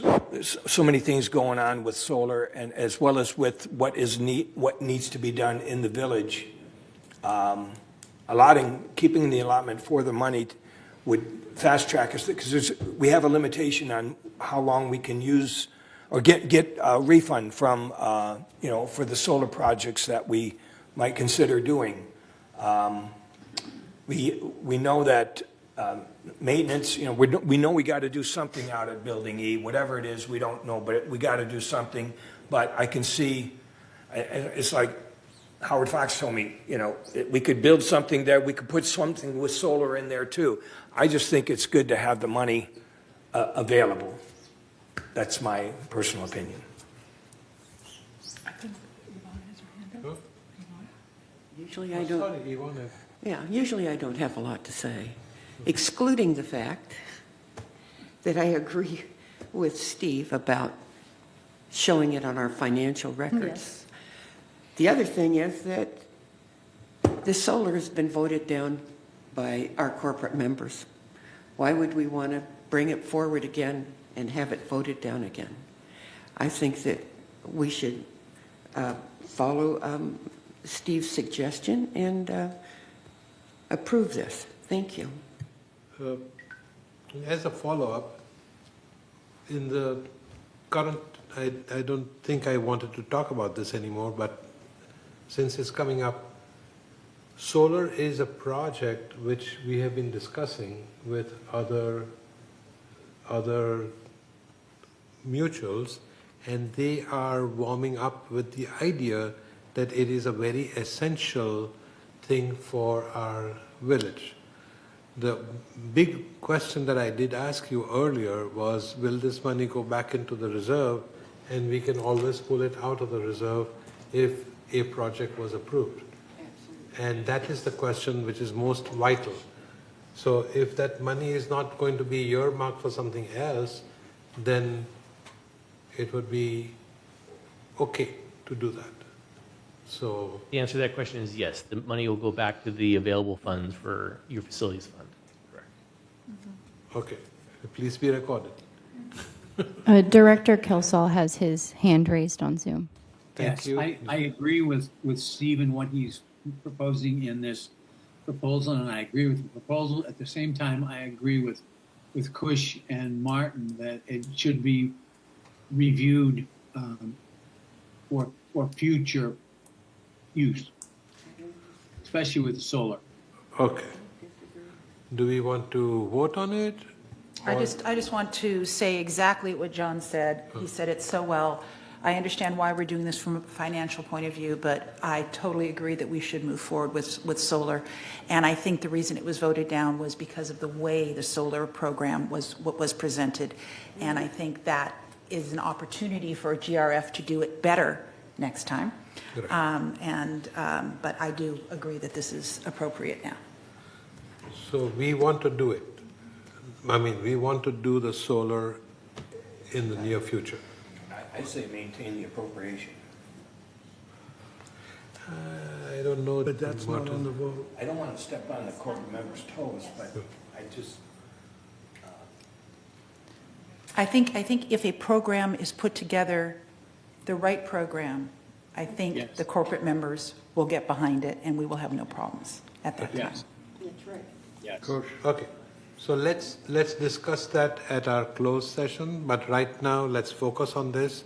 And I think John, Director Which Cornell John? had his hand up. Oh, John, sorry. Okay, I'm not sure what I'm voting on. There's been discussion. It's I a agree with financial you, issue. Morton. You're moving money from this pot into this pot. Right, but we can bring up solar Again. Yes. Okay, thank you. Oh, just point of order. We are not, we are voting on the motion this time. Right. But the motion is to move the money from this side to that side. Mickey, you can't vote twice. And then Director Kelsall, can I get your vote? Yes. Thank you. come on, more red. Motion passed. Okay. Thank you. Okay. Martin, we'll get it done. We will. J. H-I-J-K-L. Aaron, it's finally Aaron's turn. Okay. K. Letter K. 12K. H-I-J-K. Entertain a motion to approve evaluation of Clubhouse 1 and 5 as potential American Red Cross care and reception centers. Wow. Hey, I don't see K. Looks like it's just a discussion. Oh, no, it's a motion, right? Here it is. Yeah. I don't see the. Do you want me to give you mine? We need staff to give an overview of this item. Sorry? Would you like staff? Well, we're looking for a resolution. We don't see the resolution. I don't think we have a K. I believe this one does not have a resolution. Okay. That's probably right. That's the charter. 12I or something. No. Go to K. Yeah, this one does not have a resolution. Okay, so, It has a staff report. Okay. There's a staff report, it would just need a motion. okay, so No resolution. recommendation is to review and recommend authorization for staff to coordinate with the American Red Cross to conduct an assessment of Clubhouse 1 and 5 as potential care and reception centers for use during emergency or disaster situations. Okay, go ahead. Yeah, I'll make a motion to Accept adopt staff's recommendation. Okay. Thank you. Second. Any discussion on this? Director Kelsall has his hand raised on Zoom. Okay. Yes, one of the reasons Clubhouse 1 and 5 are being considered for this is because they are the only ones that are acceptable to American Red Cross because they have generators. That's right. Okay. Good to know. Okay. Does anybody else? I have a question. Okay, thank you. Okay. Is this evaluation going to cost any money? Say that again. Is this evaluation going to cost any money? Ooh, I don't know. No, ma'am. No, ma'am. Okay. We also have a member Simple comment. question has simple answers. Thank you. He was waiting for his star turn the entire time. All right. Next item. Oh, we do have a member comment, Okay. if the board would like to. Well, it's another member comment. I would likely strongly suggest that this be amended to include Clubhouse 3. I know Clubhouse 3 does not have a generator at this time, but that's something that we can remedy. Clubhouse 3 is our biggest clubhouse. It has seating for over 800 people already in there, 2 dining rooms, 2 kitchens, separate rooms that can be used for radio and medical triage. It also has the largest parking lot and easy access. I think that if we're doing an evaluation, we should evaluate that, and if they say what it's lacking is all it's lacking is a generator, then we need to put a generator in there. I think you're going to find there are the things that are lacking in the other 2 clubhouses as well. Mr. Chair? Good point. Thank you. Yeah, just comment response to that request. I mean, it's been already mentioned Quiet, please. during the Security and Access Committee, so we will discuss it in the future. It's including the future item. At this time, only thing 1 and 5 is considered because of the generator. But, we need to really make accessible with the generator to be placed in other clubhouses, and we will consider it and we will discuss it. Is that okay with you, Juanita? Okay. So In 1 the and future. 5 for sure is being considered. The other clubhouses are very important too. Since they don't have generators right now, we are working on, or we have requested MNC to come back with the cost to create a hookup that in case of an emergency, we can get a generator, a rental or whatever, and it can be hooked up from the outside. So it may take a little time, like half an hour, 2 hours, whatever, one day, but a generator, be ready to connect a generator there. So we are working on that. I think that is not open information already being sent out, but I am talking about it right now, so you know that we are working on it for the future possibility. Yes, sir. Just for clarification, I'm in agreement with Director Skillman. I think Clubhouse 3 would be an optimal location. Unfortunately, it does not currently have a generator, so that's why it's not being considered. But just for staff's or for the board's edification, we are currently doing research on generators for Clubhouses 3 and 7, and a staff report will be coming in the future on that. Correct. Thank you. Can I ask a question? Yes, sir. Oh, yes, ma'am. Last time I checked. And I'm going to ask the same question I asked in the disaster and preparedness. I think we should evaluate all of our clubhouses in case of a huge emergency. 2 or 3 clubhouses may not be enough if 12,000 or 18,000 people need some type of a shelter. Clubhouse 2 has a kitchen. It has indoor and outdoor covered space. It has rooms. I believe that clubhouse as well should be evaluated as well. And the only reason we weren't looking at Clubhouse 2 is because of the close proximity to Clubhouse 7. And we're looking at Clubhouse 7 as being a potential site for care and reception from American Red Clubhouse Cross. 2 could handle far more people, I would think. Parking. Yeah, the parking would be Well, an people are issue. coming, I'm sure people are coming by foot if we have a huge emergency. So We can look at that as well. We can add Clubhouse 2 to our I think we need research to for look the at, generators. bottom line, we need to take a look at all of our All clubhouses of being available to our residents Correct. and what it would need, what they would need in order to make that happen. And then we can make a decision as to whether the financial is worth it or if they're even viable. But we don't know unless we look. Understood. And again, just for clarification, when it comes to the American Red Cross, these assessments are done, but that doesn't necessarily mean that during a disaster that they're going to use one of those facilities. Depending on As we all know, Laguna Hills High School is currently a care and reception center.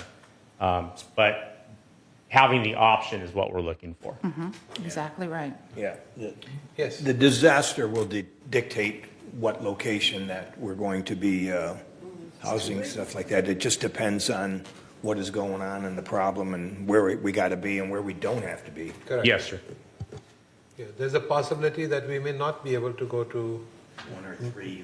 many of them, because if the road is buckled and you cannot drive, then you're screwed. So, but it all depends, and I think Chief is here. Do you have something to say to us? On another topic. Okay, all right, we'll wait for that. So the motion on the floor is? Okay, so motion is on the floor. Do we need to vote? I think so. Okay. Yep, I'm just getting the voting screen up. Director Kelsall? Yes? Thank you. Good. Perfect, motion passed. Motion passes. Okay, Red Cross is done. Next item is, we just did K, so 12L. L. Entertain a motion to rescind Resolution 90-18-37 and dissolve the Disaster Preparedness Task Force. Okay. Resolution 90-26-XX, dissolution of the Disaster Preparedness Task Force.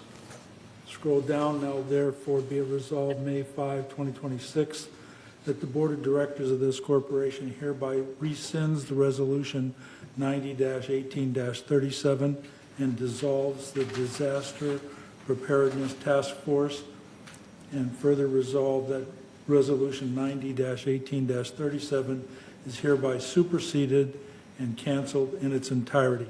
And resolve further that staff is directed to return the Board of Directors with a proposed framework for the establishment of a standing disaster preparedness committee, and resolve further that the officers and agents of this corporation are hereby authorized to carry out this resolution as written.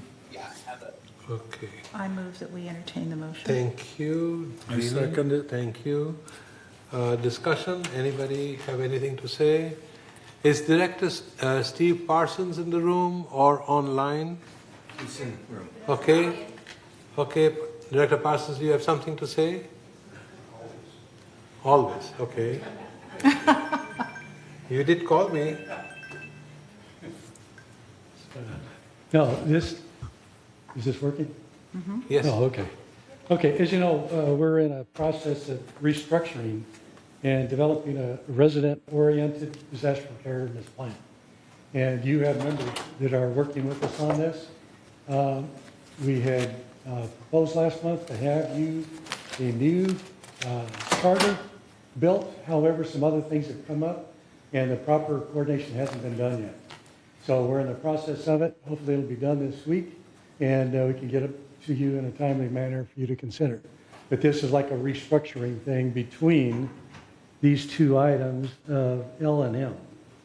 Okay. So the resident-oriented portion of this is what we're going to be developing a charter for. Thank you. So in simple words, we are still going to have a disaster preparedness committee, which is going to be a freestanding committee, not under security, but it will be by itself. And General Parsons will be in charge. Well, no, we have a steering committee, which Jeannie is on. I'm just teasing you. No, but yes, it would be reformed, and we have about 160 people already identified, and we're coming forward. Wonderful, wonderful. Yes, sir. So this is not a GRF committee. It is. It is a GRF, but it's a joint. Joint. Joint Reporting chaired. Yeah. And remember, this is pre-disaster. It's not during a disaster. In a disaster, all of this rolls up to security. Well, yeah. It has to. We have to abide by Yeah. This regulations. is just the preparation to get everybody ready and in a mode so that this can happen. So what's that guy behind you think about that? I think he likes it. He's involved. Chief, what's your thoughts? Are you're cool with that? Yes, thank you very much, President and Director Rosa, to be able to speak today.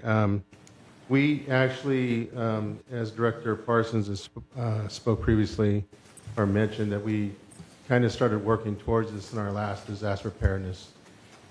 It was always kind of an odd situation for me to be in, to be the chair and have boards of directors that I would have to direct, in that capacity.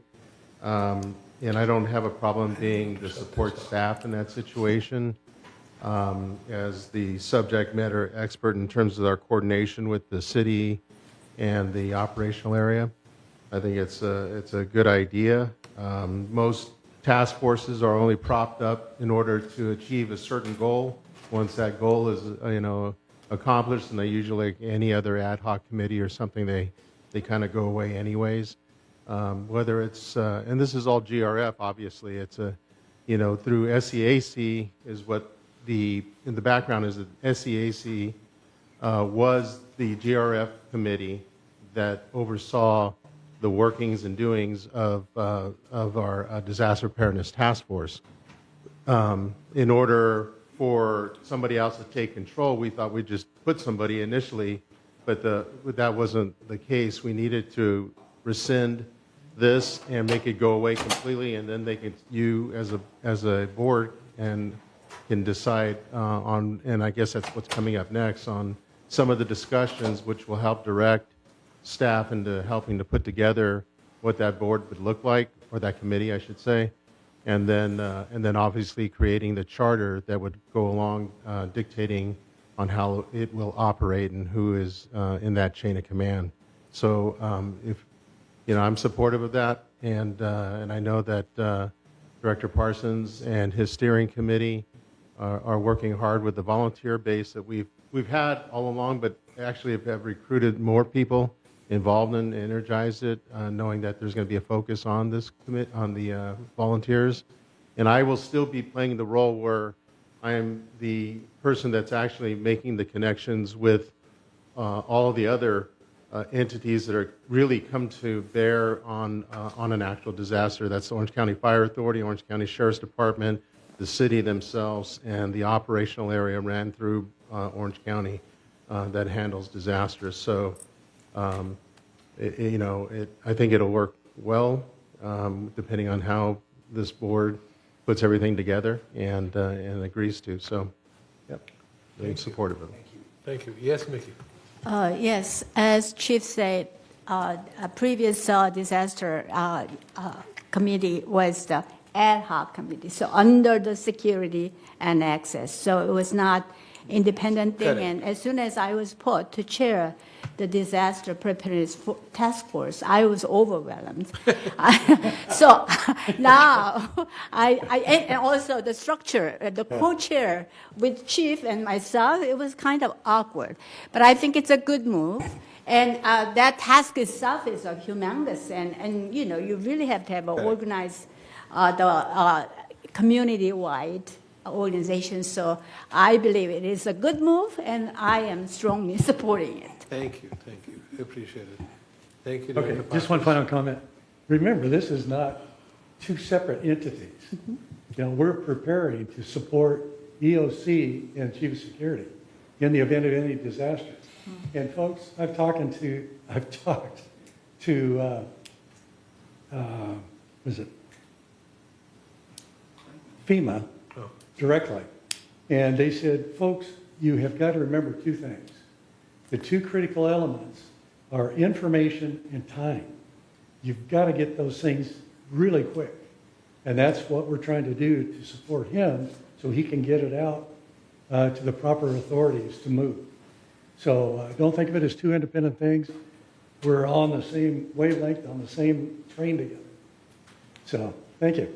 Thank you for doing this and steering this up. Director Kelsall on Zoom has a comment or question. Thank you. Director Kalsal? Yeah, number one, Steve put me on your committee.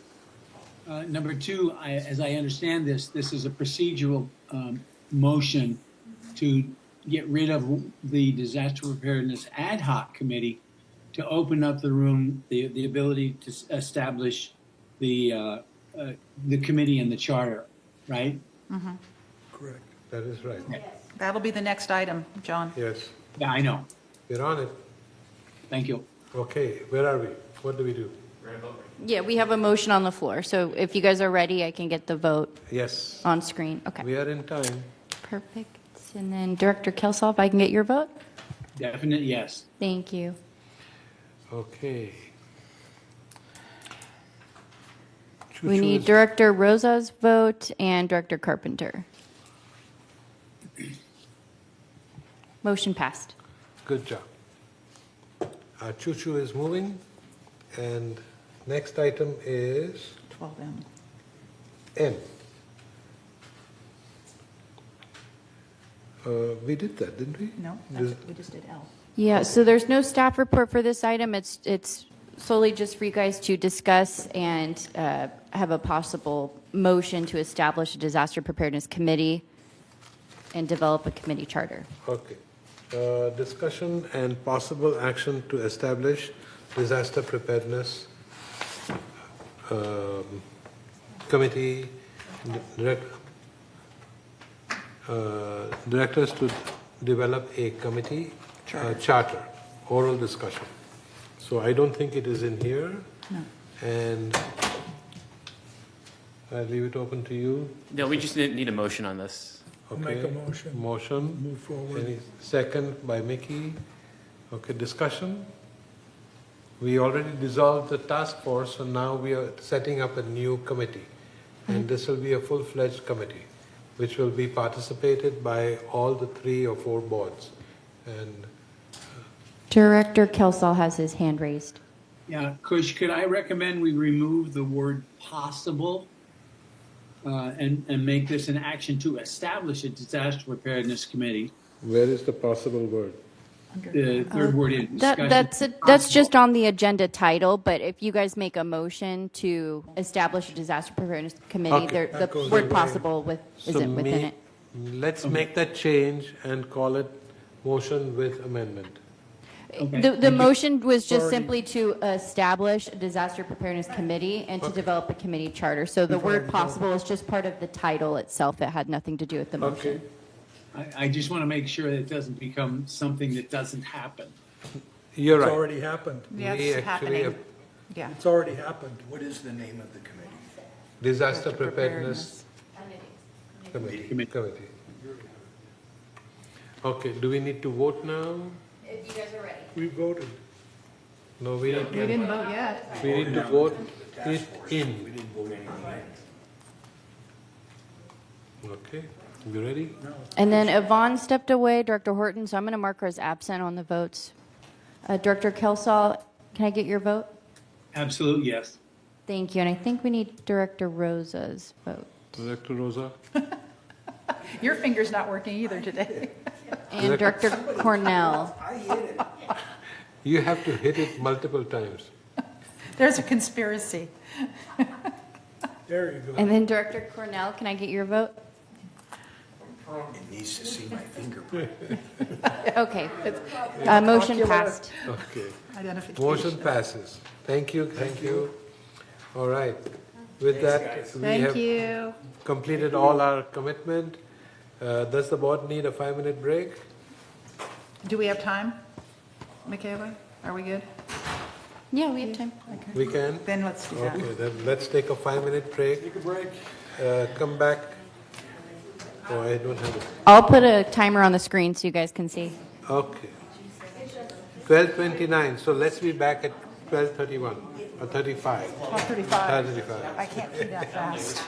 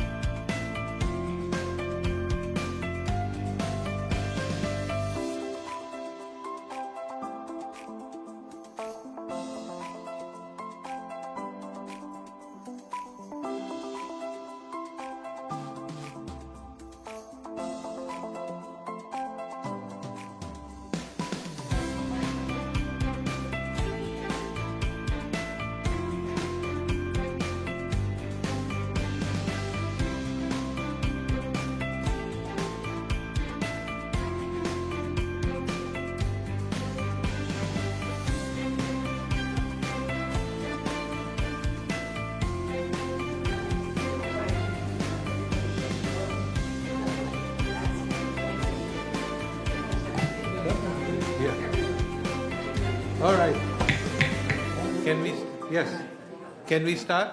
Is everybody back? Okay.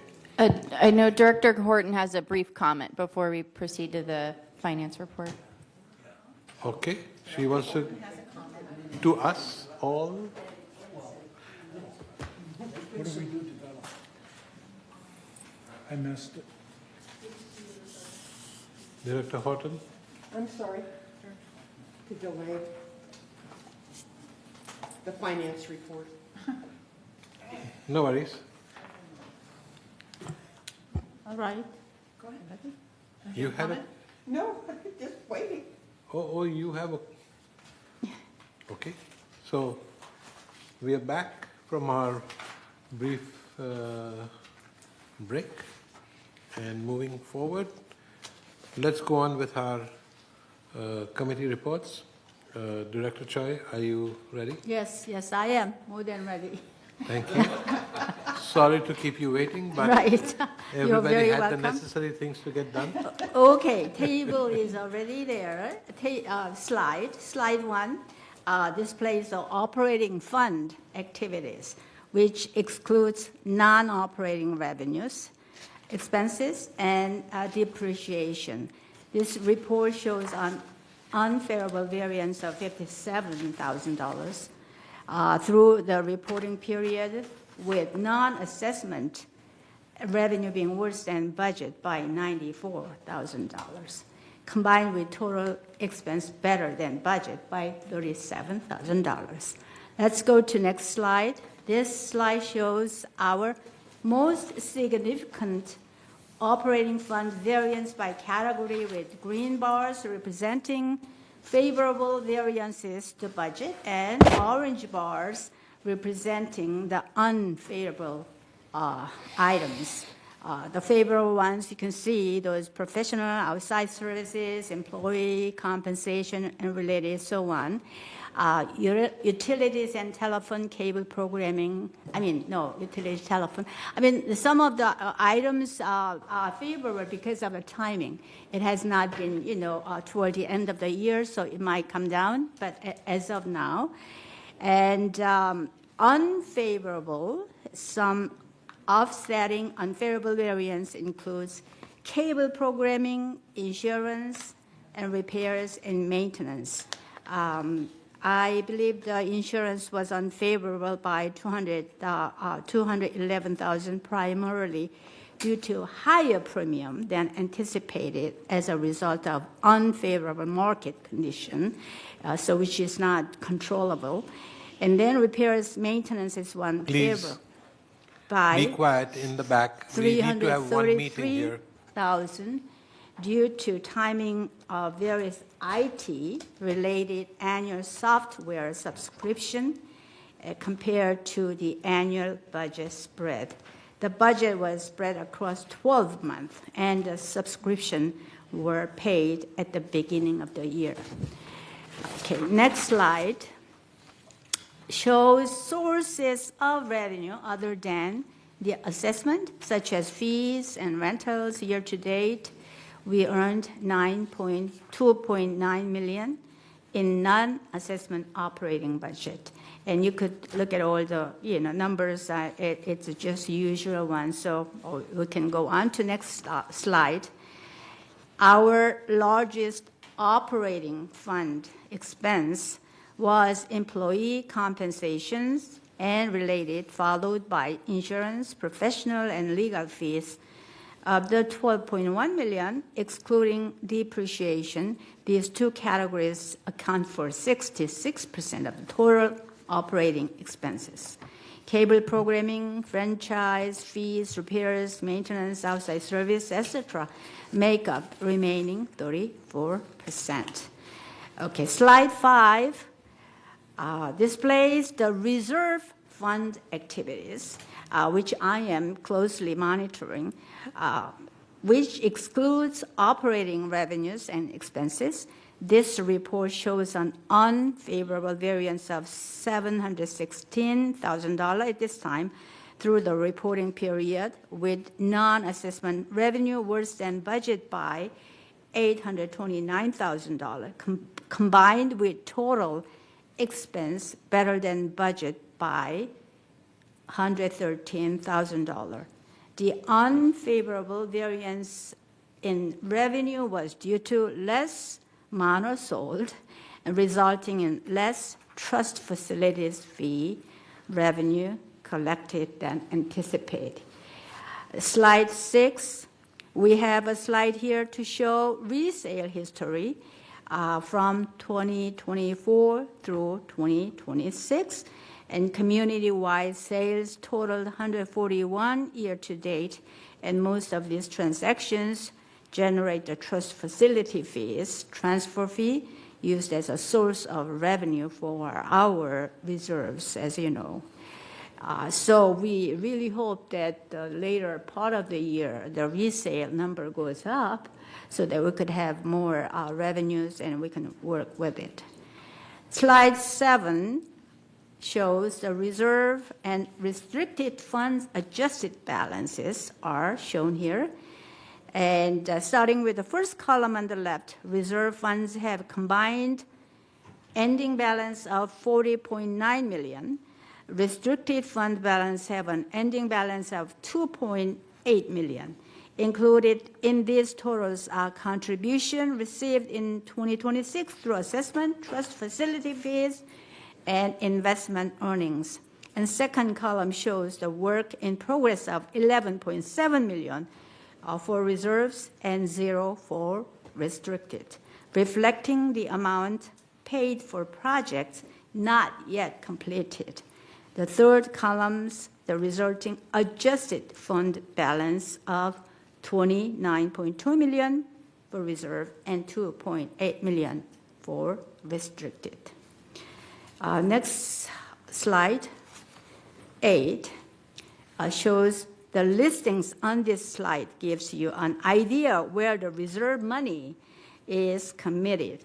Of the $32.6 million appropriated by the board for various projects and equipment purchases, the remaining encumbrance against our reserve fund is $18.5 million, primarily due to fiber improvement at work at GRF facilities. So this chart really reflects on the $2 million defunding and so on. So we like to keep it as a current, and the reason why we defunded today. However, again, if we, the board, as a group, decide to come back the more detailed information and the project decided, then this table will change. So this is our money, reserve fund. It doesn't go anywhere, but shows the current level of our reserve fund. Okay, slide 9.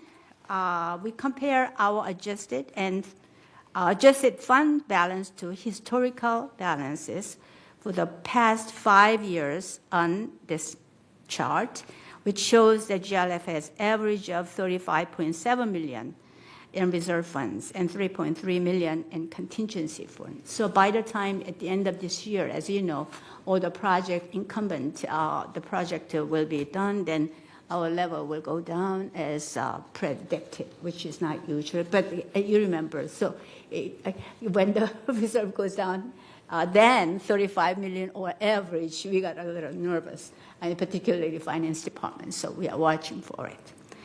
All right. I think that's our financial report, and the resale value has been already presented. What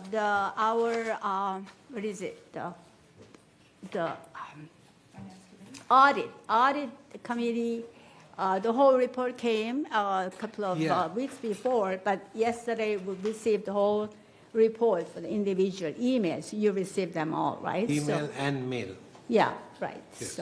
So if anyone who wants to have the hard copy, you can request it. But you can download it and you can print it out, or you can read from your computer. That has been done. Thank you. Okay, next is the report of the Community Activities Committee, Director Costello. The Community Activities Committee, we last met on Thursday, April 9th. And at that time, a lot of the things that we brought to you at this meeting were approved and forwarded. I won't go over them in detail since we already voted on them. And we are going to meet again on Thursday, May 14th at 1:30 here in the courtroom. Wow. Next is the report of the Landscape Committee, and we met in February, on February 11th in this room, and we discussed what happened in that committee last month or in March. The next committee meeting is May 13th, 2026 at 1:30 p.m. in the boardroom. Next, we go to the MNC committee, is Director Horton. Thank you. Sure. Again, our last meeting was April 20th of this year, and everything we brought that we approved today was the things that we moved forward from that meeting on May 20th. However, I did want to mention that the people over at the shuffleboard, they thanked me profusely for the carpeting because I stopped by there, and we're all invited to go play shuffleboard. That's a true statement. And our next meeting is June 10th. We only meet every other month. And that concludes my report. Thank you. I have a question. Sure. What's the situation with the bocce ball court? Is that been leveled, or is there a problem with it? I think the funding is not until 2027. Ooh. That's in that budget, yeah. I mean, we can, CAC can look at it as a supplemental appropriation. But is there a problem? Has it been identified? That Well, the carpet needs to be... I thought it was unlevel. It was unlevel. Yeah. Earth moves. I saw people in the bocce ball Oh, court. they're playing. And apparently lane one is the worst. Oh, okay. One is being used, the others are not. No, just the opposite. Oh. 2 and 3 are being used. Lane one seems to have a lingering problem with settling. Yeah, the closest one to the cement. Yeah. Let's ask MNC how much it would cost if there's any money left in the pot. Well, you know what? I will bring it. We're going to have a CAC meeting Go. whenever I just said. So, yeah. Thank you. All right. That would be nice. Keep the people happy. That's my primary goal. Well, I agree. Yeah. All right. Next is the report of the Energy Ad Hoc Committee, Director Rosa. Yes, evidently there was a meeting on March 9th. Excuse me. Our next meeting is or in 2 weeks, May 18th, here in the boardroom. And I think we're excited about how we can enhance what is possibly occurring with Building E and the concern of what is being spent. We've got some opportunities there to look at, and Good. I'm excited about that. Yeah. Done? Report of the Space Planning Committee, that would be me. The last meeting was in October of 2025. I don't think we have scheduled anything currently, but I think it's time to put this on the calendar, and I will work with the staff to help me schedule one. All right. But shouldn't we be seeing the results of that Building E design? Remember? Would that be necessary right now? But at least scheduling a committee meeting would be? Okay. All right, then we'll wait for that. Report of the Broadband Committee, Director Rosa. Yes, we had a meeting on March 29th. We had a field trip to the broadband building last week. And we have another meeting May 28th, and the reports we're getting from broadband is they're still trying to play catch up. They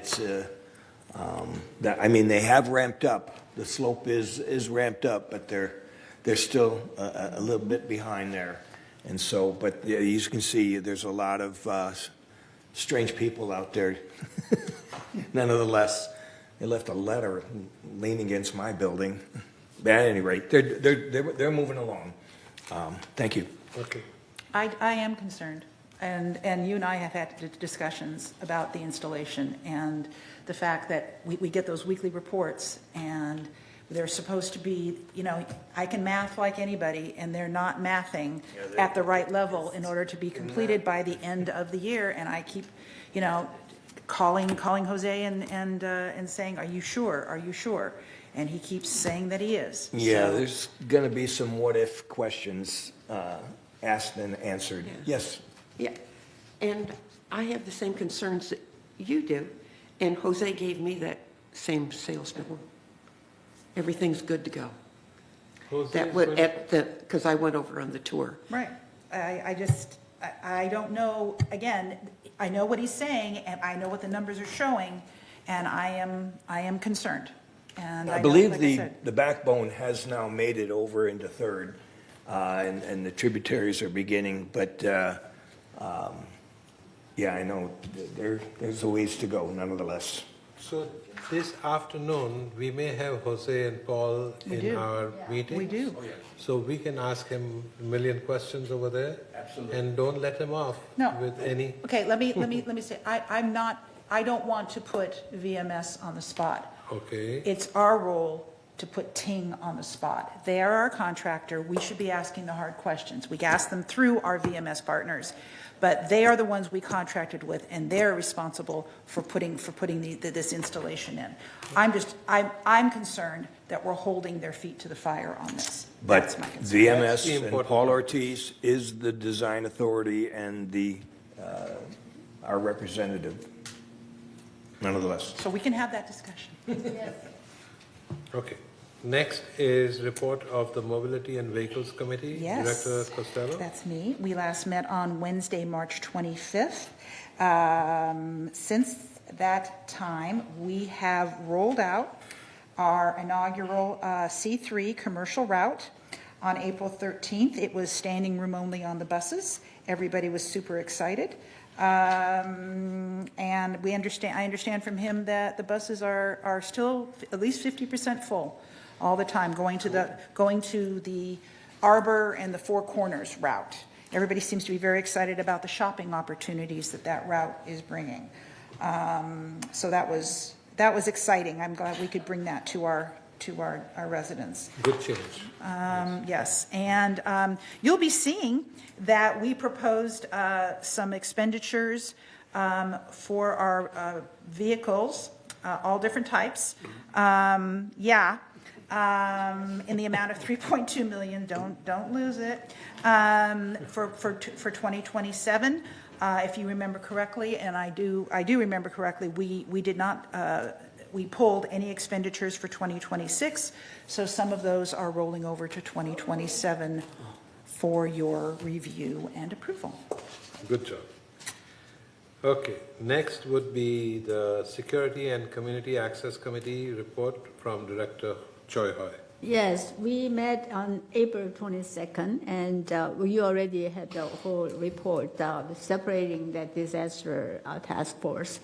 And many people brought up the agenda, the issue on our item that street safety with the speeding and not stopping, so on. So they lined up and spoke, and they suggest us to study some of the areas or spots which are very dangerous, get accidents, so on. So we suggest the staff to look at it, and we're going to have some study how we're going to improve that. And plus, the Traffic Hearing Committee brought the action to, increase the fine tickets, right? So we kind of endorsed it, and I think it will come up with the Finance Committee and Board in the future. So we were dealing with it, and a lot of issues. We are going to have that next meeting on June, which one was the date was asked earlier session, but now it turned out to be the June 24th, 1:30 p.m. We will meet again. Are you done? Okay. Yeah, I'm done. Thank you. I just want to make a comment, if I may. Yes. Yeah. I'm just saying that if you issue a guest pass to someone, you as the resident have a responsibility for that guest. And that's all I'm going to say. Thank you. Okay, next is report of the Laguna Woods traffic hearing. Director Horton. They were all found guilty. What can I say? 15 people. Wow. And we have video, folks. Okay. That's my report. 36% of all citations are failure to stop. That's a lot. That's a lot. I don't know. Well, I have a suggestion for the security committee. Put in speed bumps at the stop signs. I'll vote for it. They're cheap. You buy them right over there at Home Depot. There is resistance to do that only because the They're gonna, ambulances and the fire department. I know, but that is old thinking, because the reason that fire departments do not like speed bumps is because firemen used to ride on the tailboard. I know because I used to. Okay. And now everybody sits inside with headphones. So there is a workaround. Let's talk about it at a later date. A or later time. workaround? Increase the fees? No. I like the idea because I spoke to some expert about this, and they said that, you know, the bots that are pots or whatever you call it, Dots. those round things, if they are placed in a way that the fire department can pass right through because they are spaced correctly, then they don't have to go over that bump on those bots. Or So pots. can everybody else. No, the wheelbase of the fire truck is bigger than the normal car. I'm willing to look at it. Yeah, so that's what they said to me. I don't believe that 100%, but this is what, so there is a workaround. Yes, John? If I'm in an ambulance, I sure as blank don't want to go over one of those things. At speed, because I'm going to bounce right out of the, you know. Yeah, I would object it too, but then That's the Mets too. this side of, anyway. Where were we? Next is member hearings. Anything to mention, Madam Horton? Yes, we had member hearings. Okay. That's all she can say. We can't discuss that. I know, but I don't know why it's on this list. You're going to handle the next meeting. Okay. All right. Report of the Disaster Preparedness Committee, Director Kelsall. Oh, John. Yes, we no longer are, and we anything else that needs to be said? Okay. Moving right along. Report of the Information Technology Advisory Committee, ITEC as we call it. Director Rosa? Yes, we had a meeting on March 27th, and our next meeting is later this month, May 29th, 1:30. Awesome. All I can say. Anything else you want to tell us? Not yet. Okay. Report of the Strategic Land Use Ad Hoc Committee. Director Pachella? Yes, we had our second meeting on April 24th, and then our next meeting will be May 22nd at 10 a.m. We managed to get the correct name of the committee down as the Strategic Land Use Ad Hoc Committee, and we passed around information on a mission statement and a scope of work, which I will be sharing this week before the May 22nd meeting. Hopefully we'll come to a conclusion there as well. So moving forward, thank you. Thank you. Next and last one is the report of the Water Conservation Committee. This is still yet to be set up. Director Horton, you want to give your good words to this committee? They canceled the meeting. They canceled the meeting. Wow. All right. Nothing to report. Thank you. All right. We've come to the end of our committee reports. Future agenda items. I don't think I will.